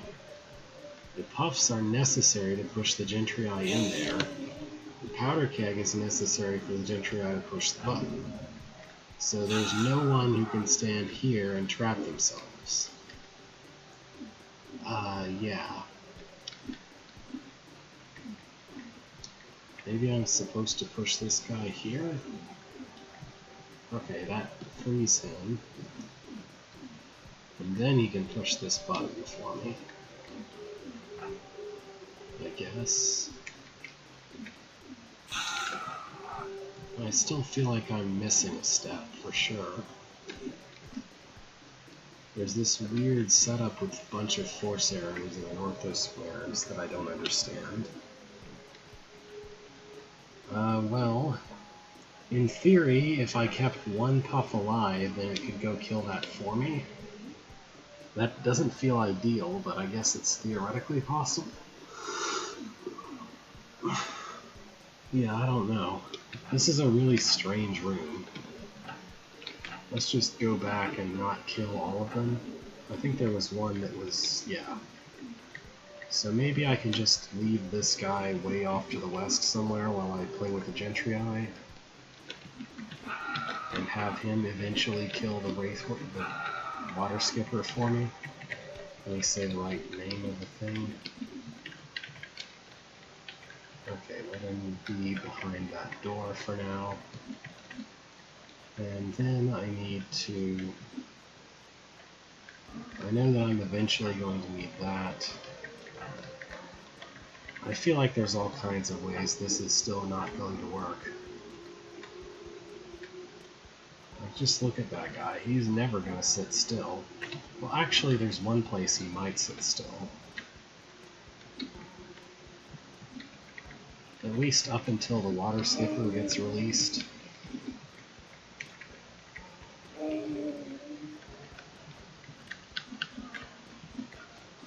That might work.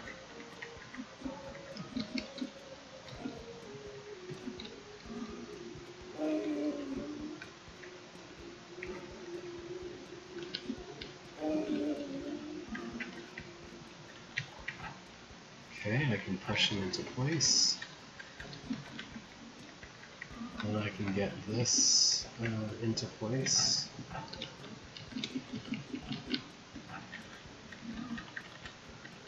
And then I can pull him east.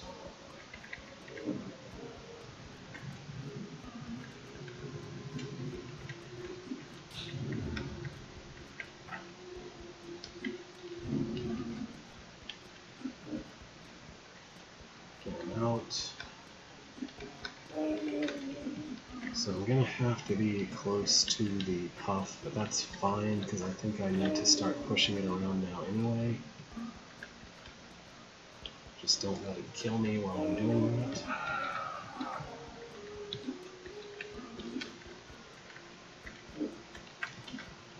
Alright.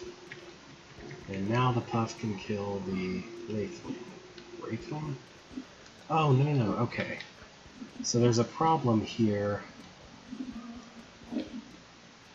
wherein I actually need the puff to be inside of this weird force arrow trap first. I guess.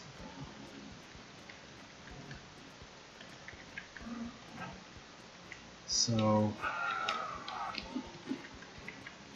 ideally, I don't want him to go too far until I'm ready for him.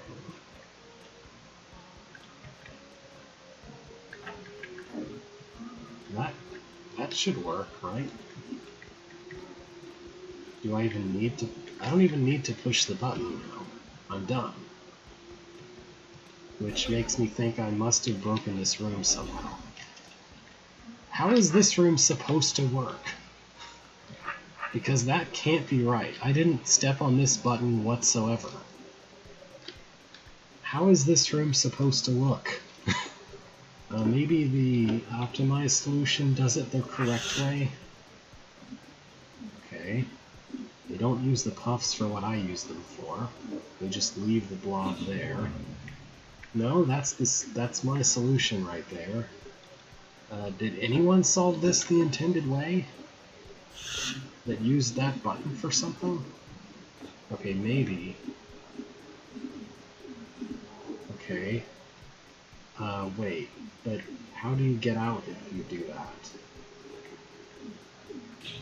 Why did you bring the... Wait. Why... If your goal is to bring Beethro into this passage and push this button, then why would you ever put a powder keg on this? Why would you ever bring the powder keg along with you to do so?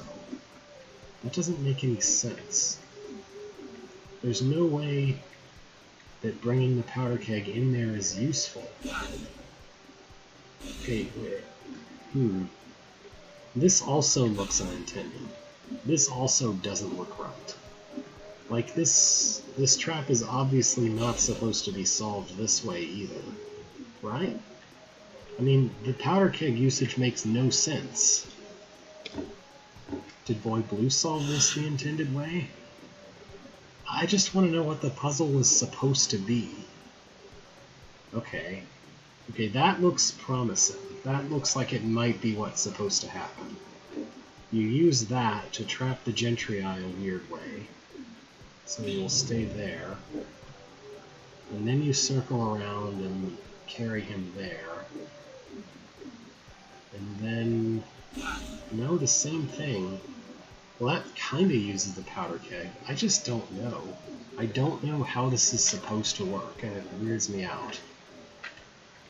Oh well. Maybe this room will be less, will be a little more straightforward. Or maybe not. So, hey, this is a room that might be affected by a change if you make it so that Brain Gentry ignore fire traps. If there were hypothetically to be such a change, it would affect the way this room works. Anyway, so I have access to a decoy potion, and there's an eye way down here. So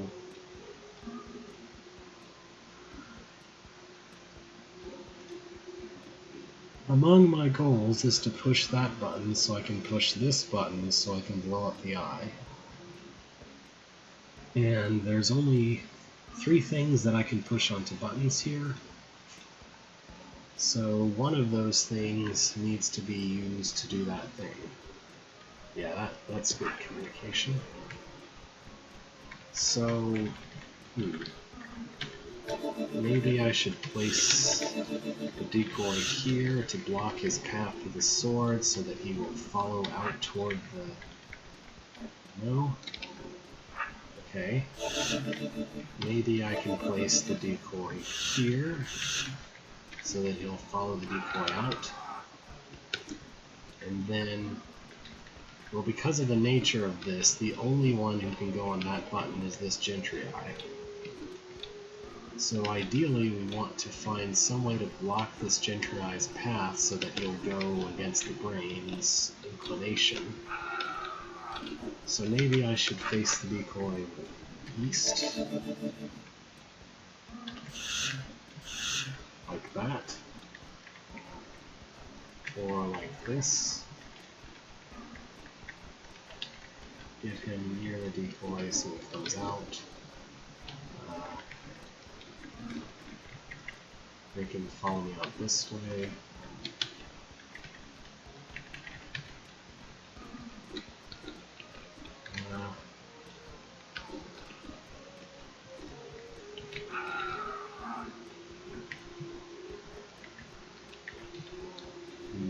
No. He won't go north this way. Am I overthinking this? Maybe I should give the decoy a stick and make him double push something?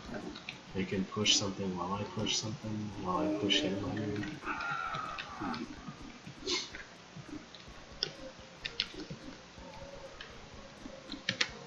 I just don't feel like I'm using the decoy correctly.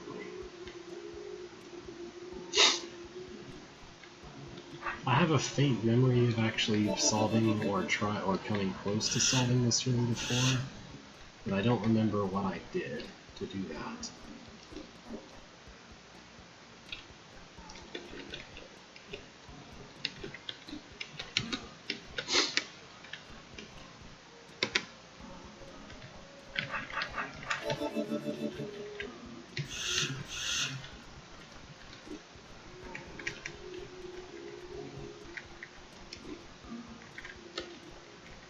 I guess if I could push the decoy north and then make this guy obey the decoy while being west of him, that might work.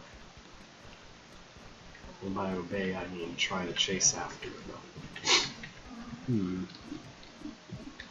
This whole pathway here looks kind of suspicious, maybe, but... Okay, no, it doesn't seem like it's gonna work.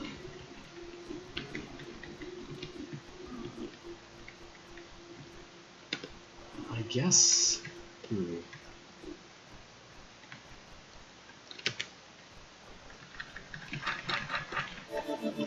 What if I place the decoy as far east as possible while still attracting the Gentry Eye? Then put him in the box. Step away out of smell range at just the right time. No, he won't go north.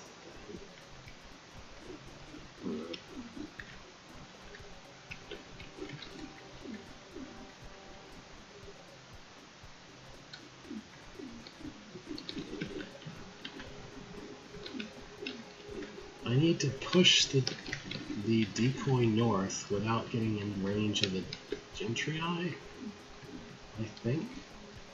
That doesn't seem possible, but that seems like what I'm supposed to do.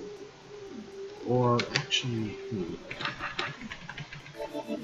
maybe I could put him so that he'll go there when I push him north.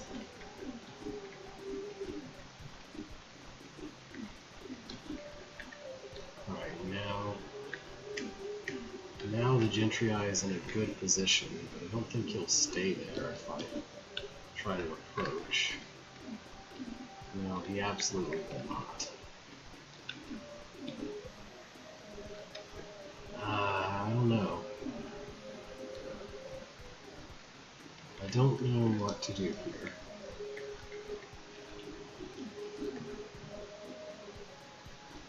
There's some trick with pushing the decoy into position to attract him or to keep him in place so that he will go the right way.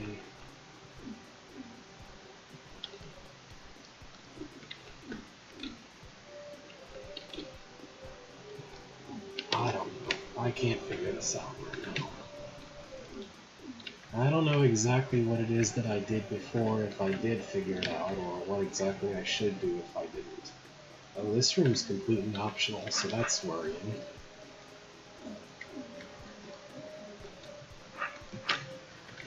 Free speed potion, which means we're going to be manipulating these guys to some end. And there's a snake out there. What is the goal here?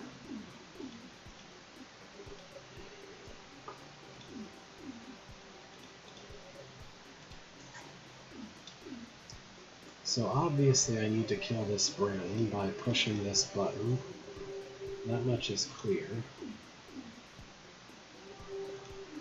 If the eyes are killed or step off, then they will close the door there, close the arrow there, and we can't kill the brain.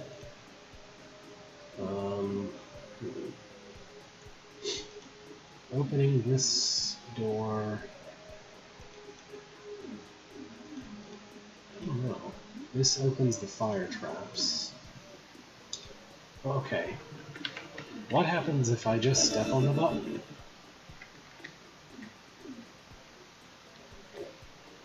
Okay. If I just step on the button, then those guys will kill this. So the idea here is to somehow configure some puff or something in a shape that makes sure that it can't kill the eyes. I think maybe the idea is to get the is to make the Gentry Eye pace brain-wise across these fire traps, maybe? So maybe a blob like that that extends west would work.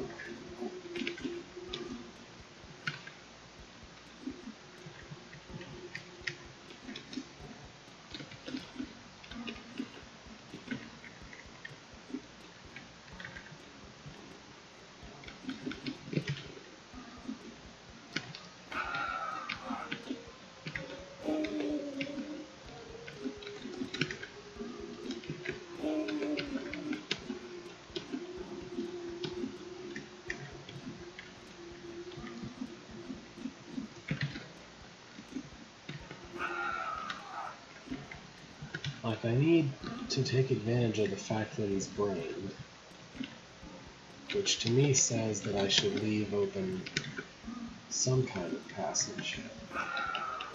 I bet the idea is to use the snake as a method of toggling him back and forth between the north and south. Like the snake will go around in a circle in that area in the track that exists just north of me. Can I get this guy to come with me? I'm not sure, but I have plenty. Maybe I should focus on making a place to block the snake in anyway. So I'm going to need 4 guys to do this.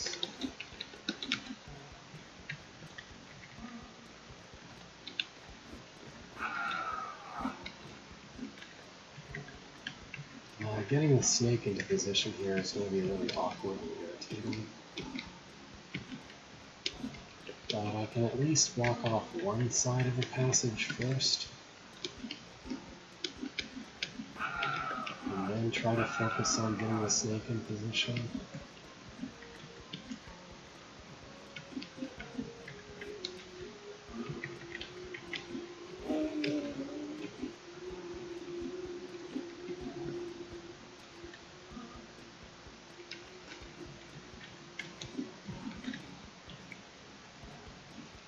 Now the speed potion helps, but nothing quite makes these guys behave. I almost wish that we had something that was like a passive puff, like a pushable that combines into fluff, or something fluff-like, but it just is a pushable. A pushable creature that, like Puff, but it just doesn't attack, I guess, is what I'm saying. That would be a really convenient thing to have. It's probably somewhat scriptable, but might be kind of a pain.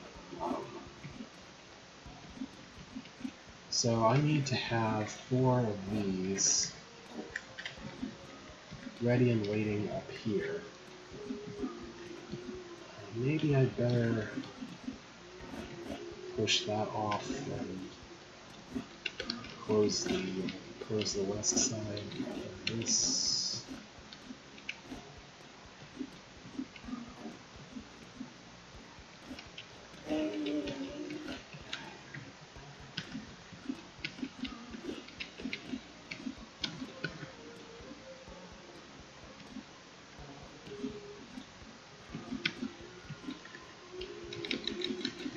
There we go. Okay, south side is shut, so I need to pull 4 of these out here somewhere.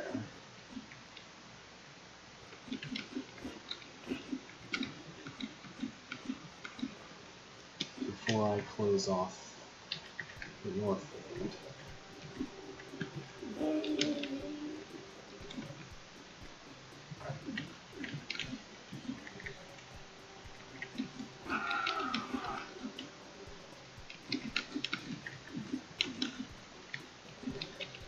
So I can just place them in a blob here, I think. That should be okay. Just any blob up here while I'm busy over here.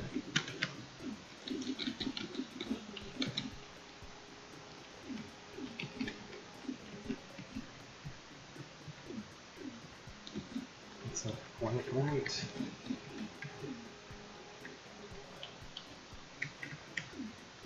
I didn't think that would work, but this does. Okay, that should block the Gentry-Eye. Now I need to somehow make this snake behave, which is probably going to be the hardest part of the room for me. I just need him to go into this little tunnel area here and start circling around and not get himself bopped by one of these puffs, hopefully, while I... oh, this is going to be a pain. I just need him to behave like a little tiny bit, and he is not going to. He's brained, okay. He's brained. That's going to be part of the problem.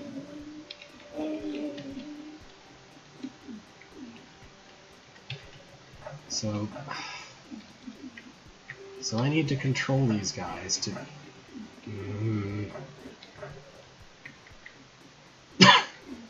Oh, this is going to be such a pain.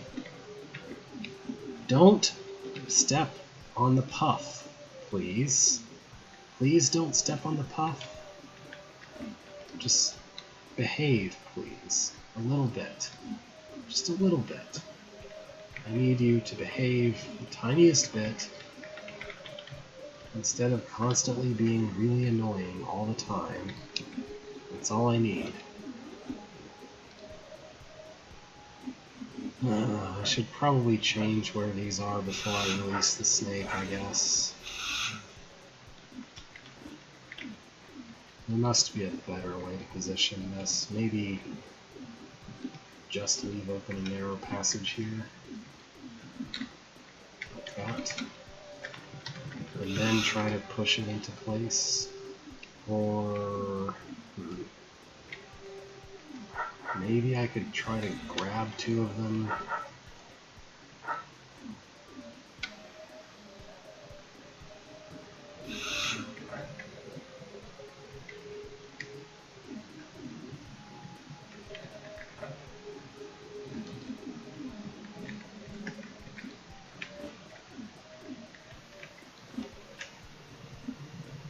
Almost. I just needed it to form, man.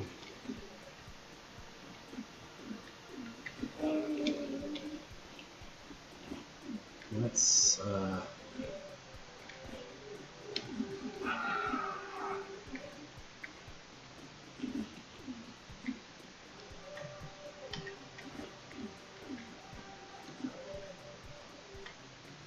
don't... okay. Perfect. There. Okay. Now, hopefully this just functions, and I don't have to do anything special to make it work. Okay, I should... I think I need to go in myself and clear out the pipelines before I begin.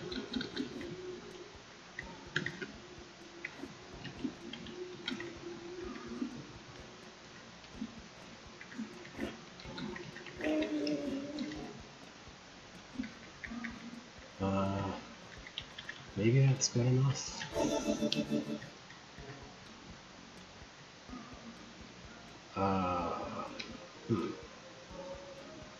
That isn't what I expected to see. So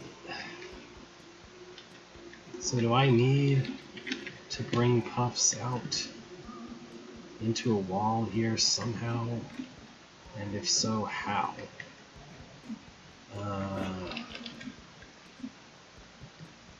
Well, this is all around really awkward. Maybe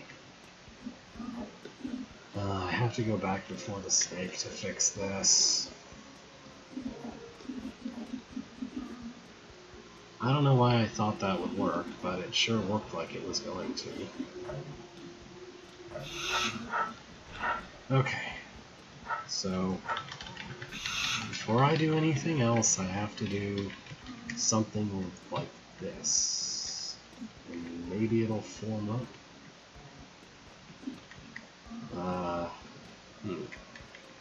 It's not forming. Why is it not forming? Why won't it form into a thing? Okay, maybe I misunderstood something. When was my... Okay, that's slightly farther along.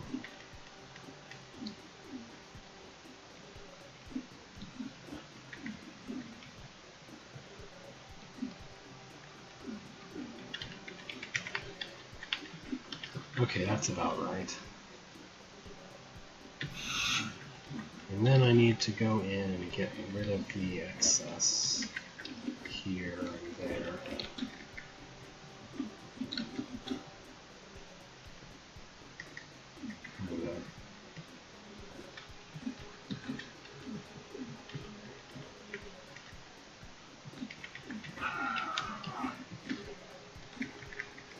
I think that's the best I can do as far as that goes. So I guess there's just some particular timing of pushing this button that's needed. To where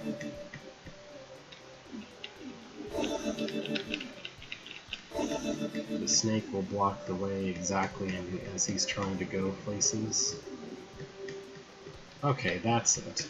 That's what we need. We just need him to pace. Alright then.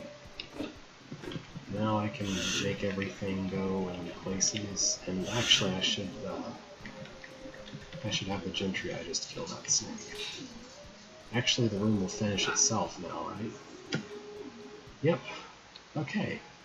Well, I solved 3 rooms, I think. Or only 2, actually. One of those is not actually a room, it's the exit stairs. Why am I looking at that? I don't know. 2 rooms out of, I guess 3 and they're optional isn't bad. Let's move on to another one. That's kind of fun. It's very tricky. One of those rooms is very broken, and I'm not sure what the intended behavior is. Oh well. Here is second place. Kill all Gentry by me. And that's a quote from the Phantom Menace. The Conquer token will activate once there are no monsters, including Gentry. And the purpose of this first part is just to introduce the player to the 2 ways available, the 2 kind of easiest available ways of killing Gentry. Although admittedly, it doesn't make the first one very easy. There's just a specific dance you have to do to survive this, I think.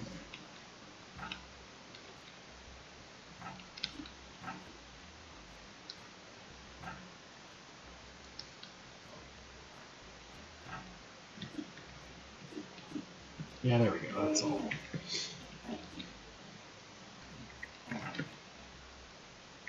And then you just gently shove them onto these bridges, do that, and they die.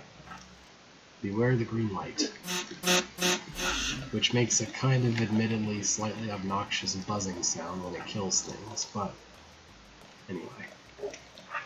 Completing one west will open the other doors because, yeah. So Kill Laser is just taking off of the pulse cannon, except that instead of doing anything else, it just tactile kills anything it can see. It's just really silly. I decided to make a silly element, and I wanted to play with it as much as possible. Although I think this room is kind of neat, a little bit. The idea is to build a bridge. You're supposed to set things up in a certain way. Essentially, there are 4 traps, and I think that I don't know. I think roaches are supposed to go on the west traps because whatever's on the west traps is stuck there forever, but it can be stabbed if it's actually stabbable. Whereas whatever's on the east traps is released completely, and so that has to be the Gentry Eye. I think in theory there's no way that I think that in theory that a lot of these rooms could have been built without the kill laser, but they're a little cleaner with it, maybe? I hope.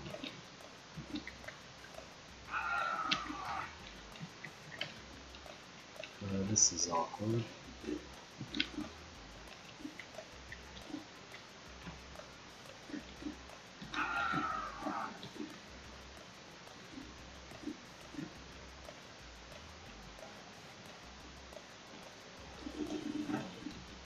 Let's see. I really just want to get past this Gentry Eye for now.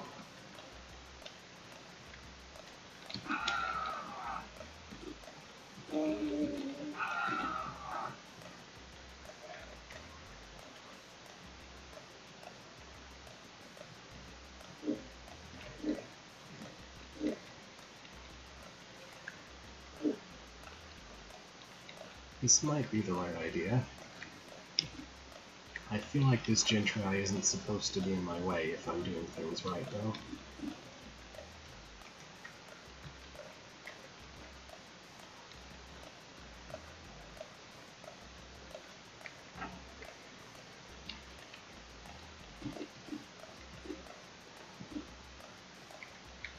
There we go. I can strand him.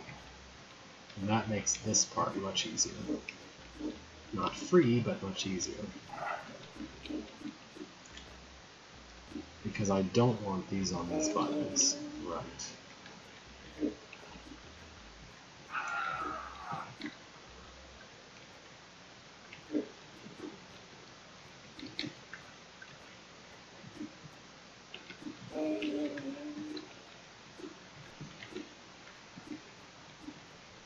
Okay.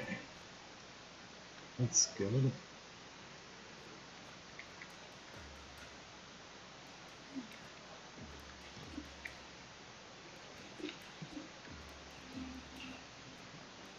So my placement of that platform is really bad. I need there to be enough space to push the other one past it, I think.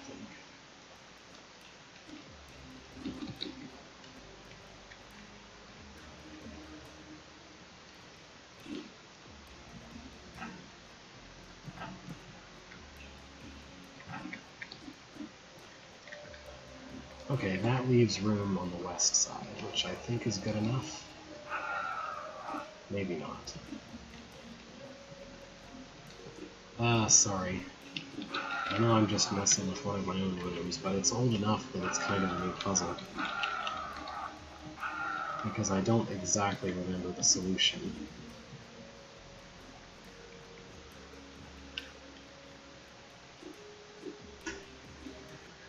Oh yeah, there we go. This is it. Now you can get them. Now I can get them into position. Mostly. Yeah, that'll work.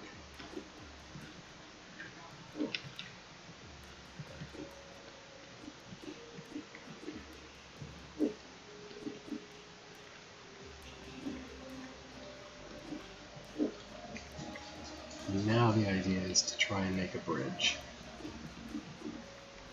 for the Gentry Eye to cross, which isn't too hard.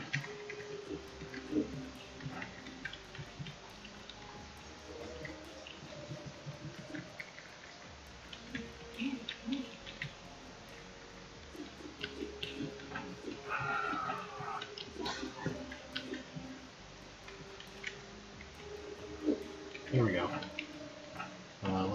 or there, but that's fine.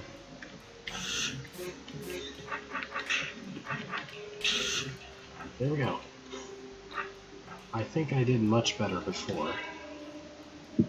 Yeah, anyway, there's just various explorations of the kill laser here. The dark tile grants you stealth one time, because I wanted to make a thing with pushing it around, I think. Here's a room that's purely about putting them on a bridge and dropping it under them, using the help of a clone. This is a nice little kind of horde room.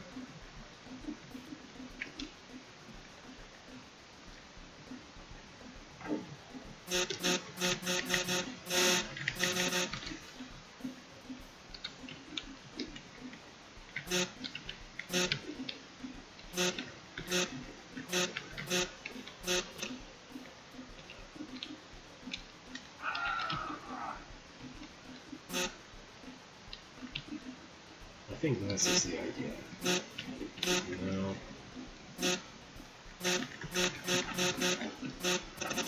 There's some really smooth way to go about this.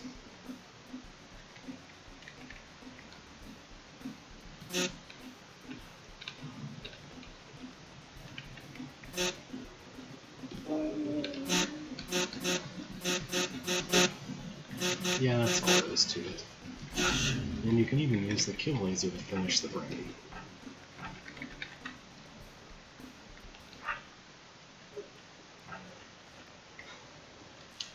You get weird invisible combos. This room is... at least it's intended to be very tricky. Yeah, I remember. This one's weird. The idea is to create the right path so that the Gentry will be on the path and they'll leave you enough room to leave once the kill laser happens. And then you can use the kill lasers to finish them off. Wow. Okay, that's graphically bugging out a little bit. I'm not exactly sure why it's doing that, but oh well. It's not supposed to look like that, so I don't know if that's the graphic processing that's bugging out, or if because it's never looked like that before. I think that might be something with the image overlay commands that I borrowed from the Pulse Cannon maybe is working differently in this current version, because it's never done that before. Oh well.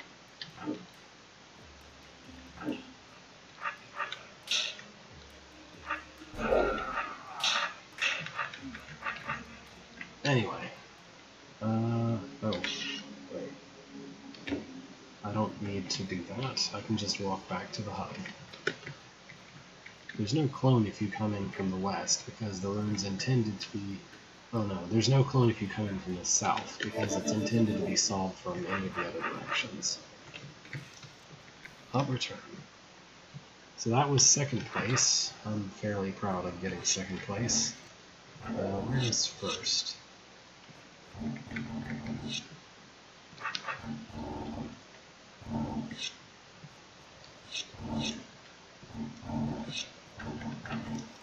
That's third. First place, infiltration of Esterport Fort by Ramscar. In 21 BD, war had begun between the Rasaran cities of Brent and Arn. It was going poorly for the Arnians, as the Brentons had the use of powerful weapons, either developed by some mad genius or traded or stolen from some other source. Regardless of where the weapons had come from, an opportunity had arisen for Arn to regain some ground. Intelligence reported that Esterport Fort, reportedly where many of the weapons were stockpiled, currently had no Brenton ships in dock. A group of the swiftest Arnian ships immediately set sail to the remote fort. On arrival, the fleet found the fort was not undefended. A set of strange towers started to fire on any of the ships that got too close. Following a brief war council, a tiny lifeboat left the fleet, navigating stealthily to the shore under cover of night and landing at an abandoned, rundown pier. So you're good with your mission. Shouldn't be a problem, I just have to break into the guard stations and turn off the lights. Once they're all off, the fleet can land safely. I'll make my way into the fort and hide until everyone else gets here. Sound good. Watch out for the Gentry Eye. I'll be waiting here. If you need to go back for any reason, then just jump back in the raft and I'll take you. Sound good? Sounds good. Anyway, here is basic Gentry Eye. We just need to get him on this button. And we can see. Yeah, there was also a word missing in the description, which I filled in just kind of automatically, which was from. The word from was missing from a certain part of the description. Should I have done that? Hold on, I should examine what this situation even is. So there's a Wubba here, which exists, and there's this guy who's going to kill that Wubba no matter what I do. There's a whole pathway here of some description. Okay. How do I interpret this? So I know I need to push all of these buttons. There is no way for me to push this button with this Gentry Eye standing on the button all the time. So how can I get the Gentry Eye off the button? Or is there some other way to open it? Not that I can see. There's some sort of event going on here, but it doesn't look like it has anything to do with the matter at hand. Because Puffs can't kill Gentry Eye. Why is there an extra button here? Or is that just decorative? I don't know. I don't know what's going on here. So I need to push both of those, and then I need to somehow make this Gentry Eye stand there while I'm walking in? That doesn't seem possible.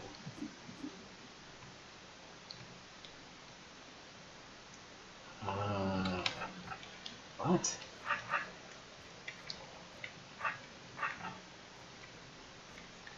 What even is any of this? Why is there an elaborate mechanism in this part of the room at all? It seems completely irrelevant. I have no idea what this is about. Like, why would I want to interact with any of this? What relevance does any of this have?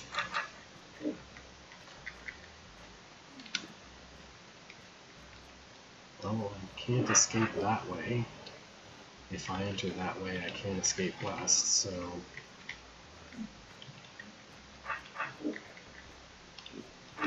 Okay. So there's a weird construction here where no matter what I do, I can't get away. Why does that exist?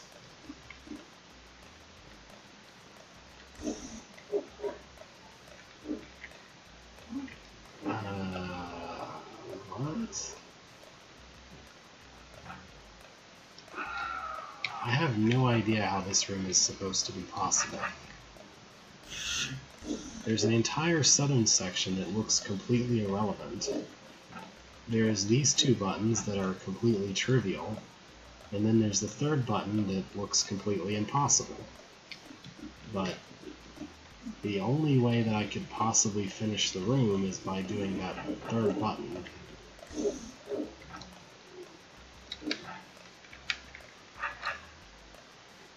There is no usefulness to the puff whatsoever. Like, why is there a puff in this room? How is he useful? I guess if I could bring one more puff from anywhere, then I could make an ice right here. And if I could make an ice right here, then I could pull the Gentry over on the ice, and therefore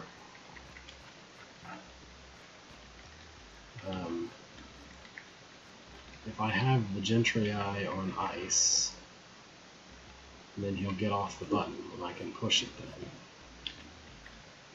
Okay. Problem the first, I can't survive this. Well, maybe I can.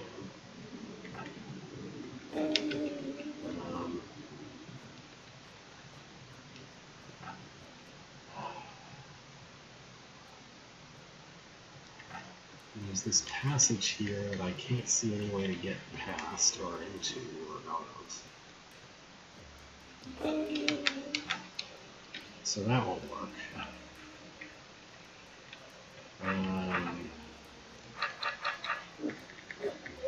This doesn't work either.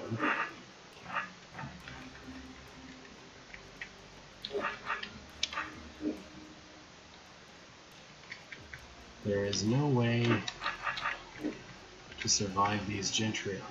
If I release them, there is no way to survive them without something else's help. So there's 3 things here that are all completely unsurvivable. But at least one of them has to be possible to get out of. Oh, maybe it has to do with the 5-turn cycle.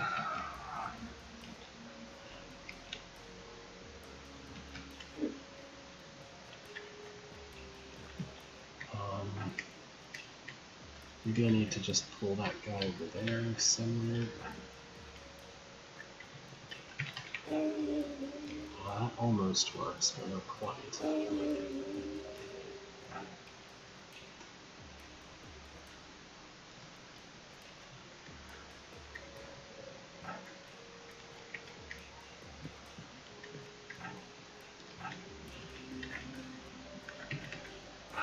There's no way to get past this.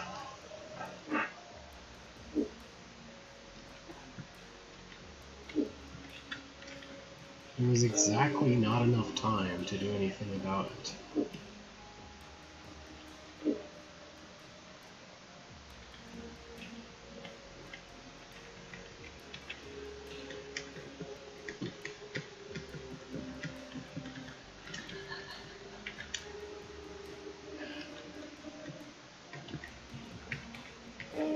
Nope.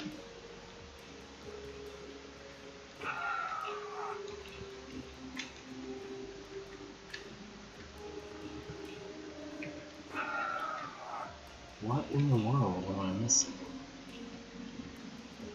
This just isn't survivable.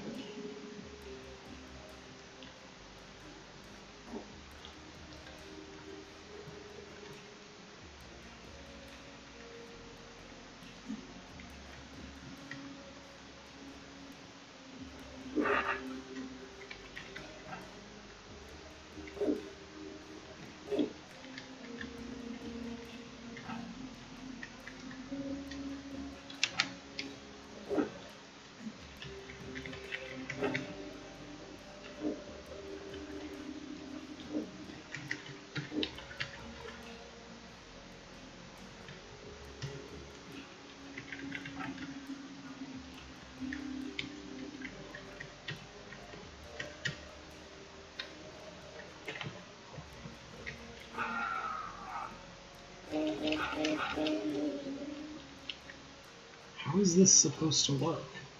Nothing works. There is absolutely no way to get out of this trap.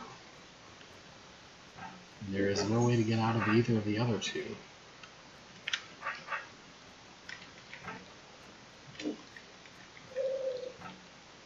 I don't get it. Nothing works. Not a single thing works.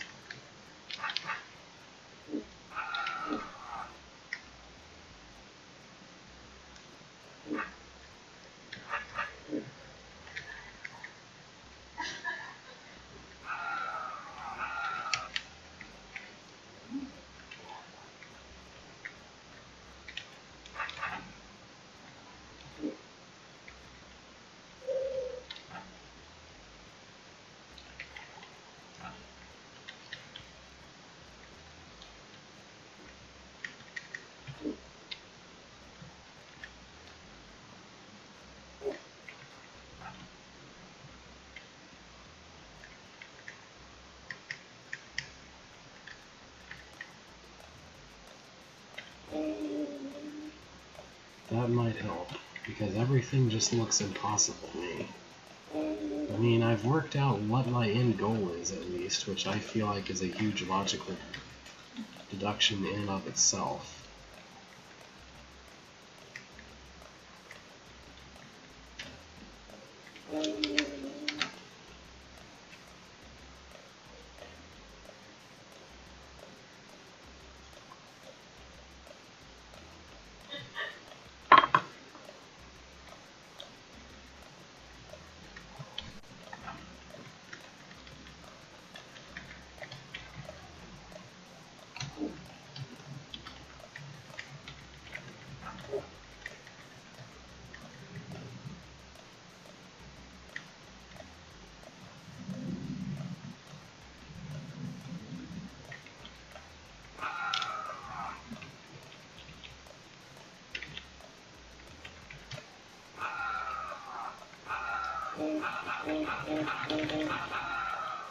I need exactly one more turn to get through here. There's no way to save a turn.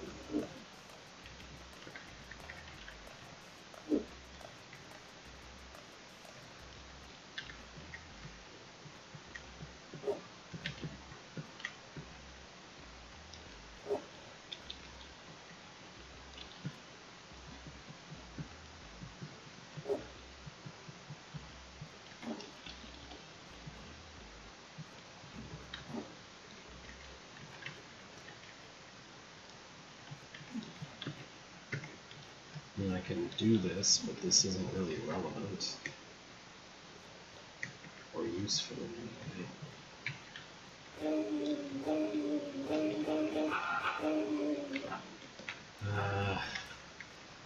There's no way to just grab and keep this guy, is there?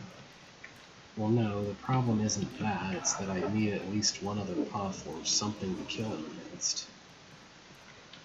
So he's not useful without without another guy to hit him against on the water.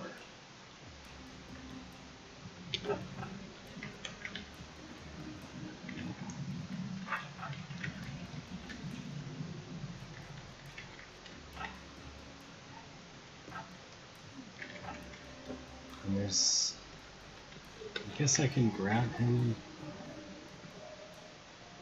Is that meaningful? Well, I needed only one puff to sabotage the Bubba trap. Maybe this is what I need to be doing? Is saying this room is a trickier one your hint? I mean, I probably might have deduced that myself. So I'm guessing that wasn't intended to be the hint in question. But I think I might have got it. I just needed something to start out with. So now I want to put this guy in some convenient position like that. And that lets me take along a Gentry, which presumably I can use to do something with these puffs.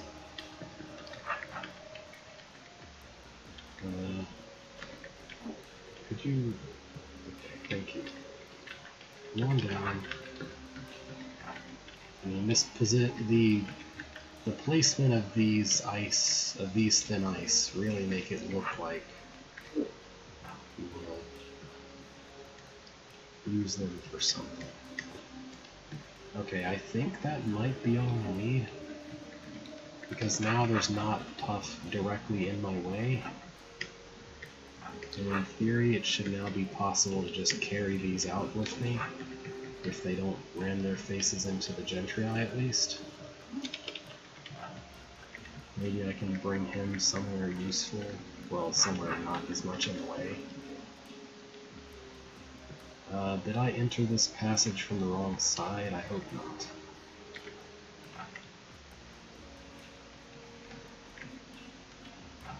I just kind of want this guy to not be in my way anymore. Who are they targeting? Well, they're not targeting me. Maybe I don't need to worry about him so much, as long as I can get those guys to follow me. Okay, they're targeting me. That's good enough, I think. I just need them to keep targeting me and follow me up. I guess they're targeting the Wubba. Well, this position is like that. So maybe I need to carry the Wubba out this way. Now they're targeting that Wubba way up there.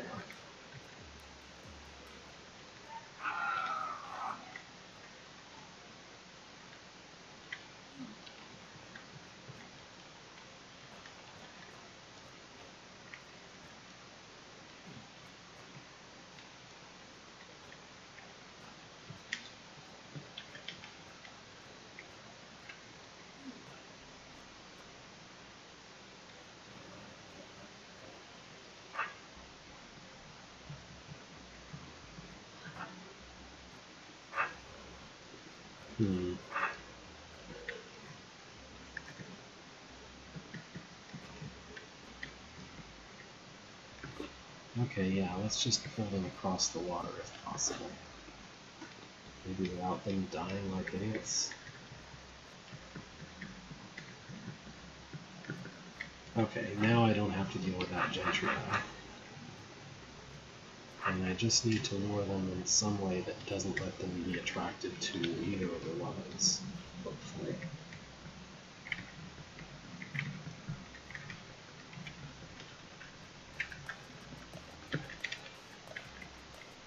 No, don't go that way, go this way. That's good. That's good.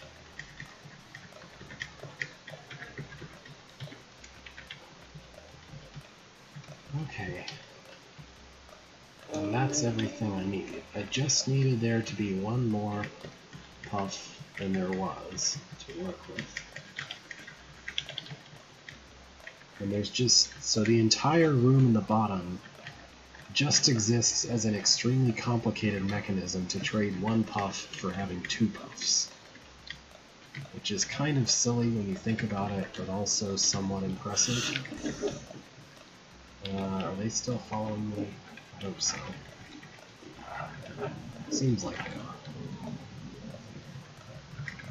are. Oh, no, don't do that. Come on.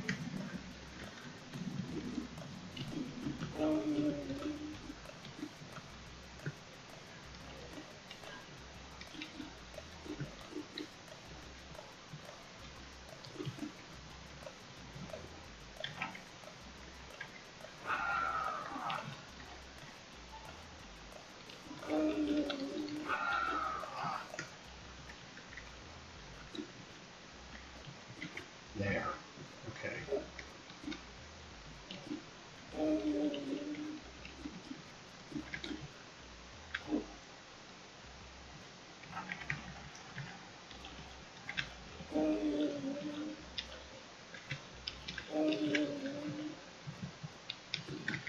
Ta-da! Oh.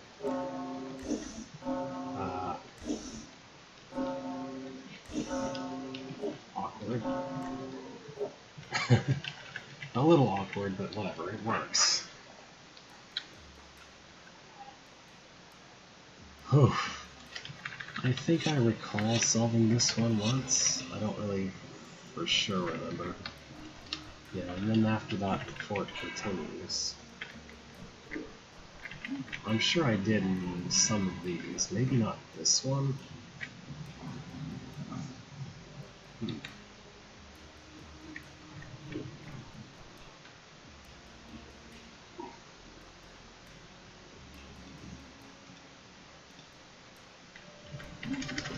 Yeah, alright. I think I'm happy with today's stream. I kind of remember how this one goes. It's like each of these guys is used to do... You need to trade each of these guys' position with the Gentry's position or something like that.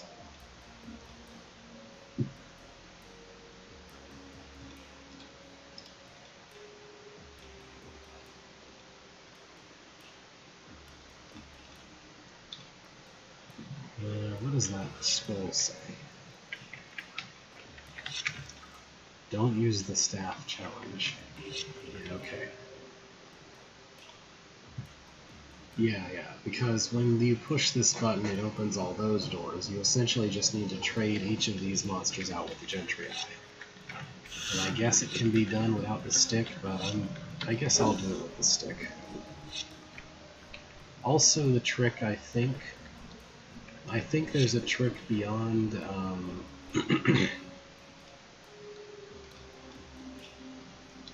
there's a trick beyond the obvious where you actually need to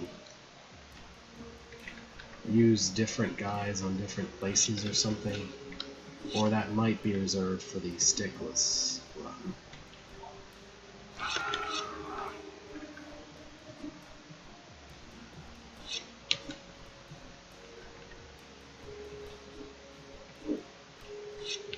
So, like, I might need to reserve that guy to put on a different button. Or it might be preferable to do so, at least.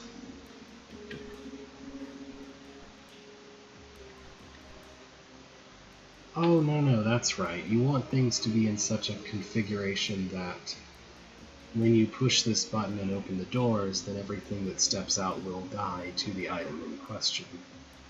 So I think the goblin has to go here because he's the only guy smart enough to pathfind around onto this hot tile. Yeah, so we need to reserve the goblin somewhere else. Or I could not do the goblin. I know exactly where this guy needs to go. So the gel baby needs to go up there, in this area. The roach can go where the gel baby did, I think.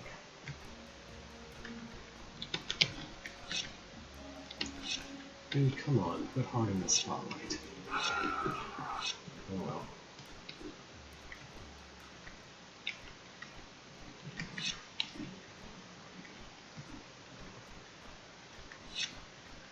Alright, that'll bring the roach up. And I'm pretty sure this is the correct place for him. The spider can walk on shallows, so the spider will take the eastern area. Yeah. So it's possible to lure things around here without the staff, without using the stick at all, but kind of a pain, in my opinion. I'm just going to avoid that challenge for now anyway. Okay.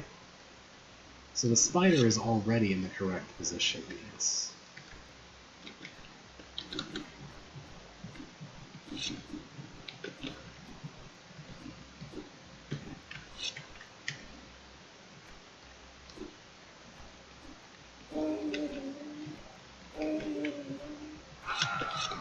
It's just a little tricky to swap his place with the relevant Gentry there.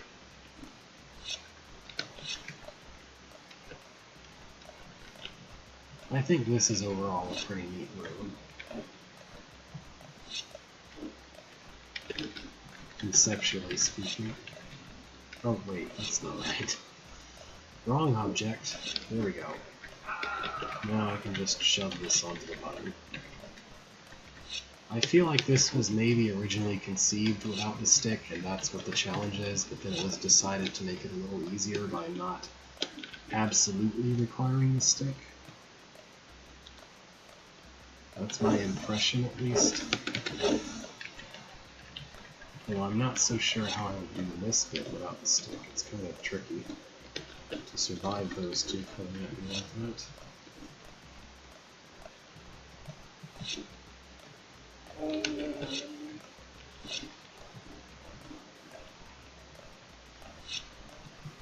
I just want to pocket this guy for a bit so I can take care of the Gentry Eye. And then I need to swap his place with the goblins.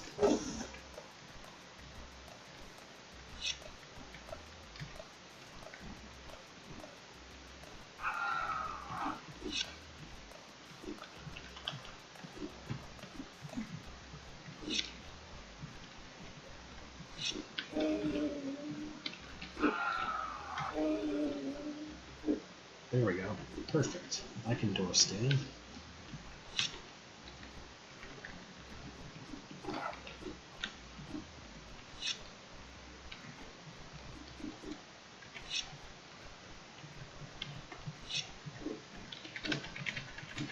What I think would be really impressive is actually switching the Gentry Eye around to the exact same place as the monster that the Gentry Eye came with. I don't know if that makes any sense. Not all that impressive necessarily, I guess. Right, so the goblin will stay there, and there you go. It's not so much that the goblin is smart enough to go around, it's that you can hold him against that particular hot tile. Also, this is where the level exit is. Okay. I think I've done enough for today. I'm happy that I've seen a decent amount of that entry as well. I think its first place is pretty well earned. Kill All Gentry Eye was just kind of silly, and it had one particularly really tough room that I'm not sure was I don't know, meaningfully easy to suss out what was supposed to happen in it or something. I don't know. Anyway, I feel like that's a worthy contender to have beaten my entry anyway. It just took me a long while to process that one east room. Which, yeah, I suppose going from here's a tutorial of what this level is about, essentially, to that room might be a bit tough, but at the same time, the execution isn't all that hard once you understand that you're supposed to take in that particular resource and how. It's just really tricky to work out that you can, that puff on the west at the start of the room is meaningful and that you can actually grab him before he goes after the Wubba. Which you would be in even worse shape if you skipped that room and came in from the east, because then you would be trying to do something from the east and you'd never get it. That room is kind of only solvable from the west, but it's not obvious that that's so unless you understand exactly what it wants you to do. So it's even worse that that's where it's positioned, because if someone says, oh, this is too hard, and leaves and comes back, we'll naturally be starting from the east, which kind of compounds the confusion. I don't know. It's still not that bad, but it is kind of funny that you can actually trap yourself worse if you decide to skip the room and come back. Not absolutely trap yourself, but get in a position where it's even harder to discover the right way to do things. Anyway, I think this is enough for today. I hope you had a good Christmas yesterday. I had a pretty good one. The change location is taking a while. Yep. Oh, there we go. So that was the first of you, and there's not too much of you, so to speak.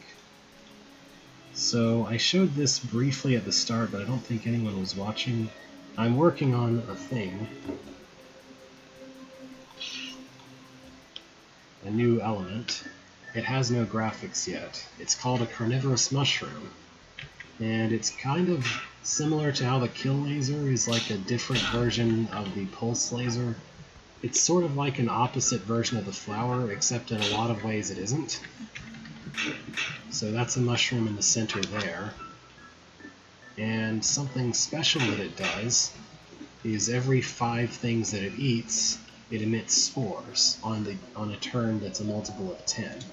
So after it eats 5 things, if it's a turn that's a multiple of 10, it outputs spores in all orthogonal directions. Spores fly until they can't, and then they try to spawn more mushrooms, and they fall down pits. Also, in case it wasn't obvious in that first room, mushrooms move diagonally unless they can't move, and they can exist on water, which flowers can't. But notably, if a mushroom can't move in a certain direction, then it can continually eat in that direction. If that makes any sense. It only needs a break if it's moved.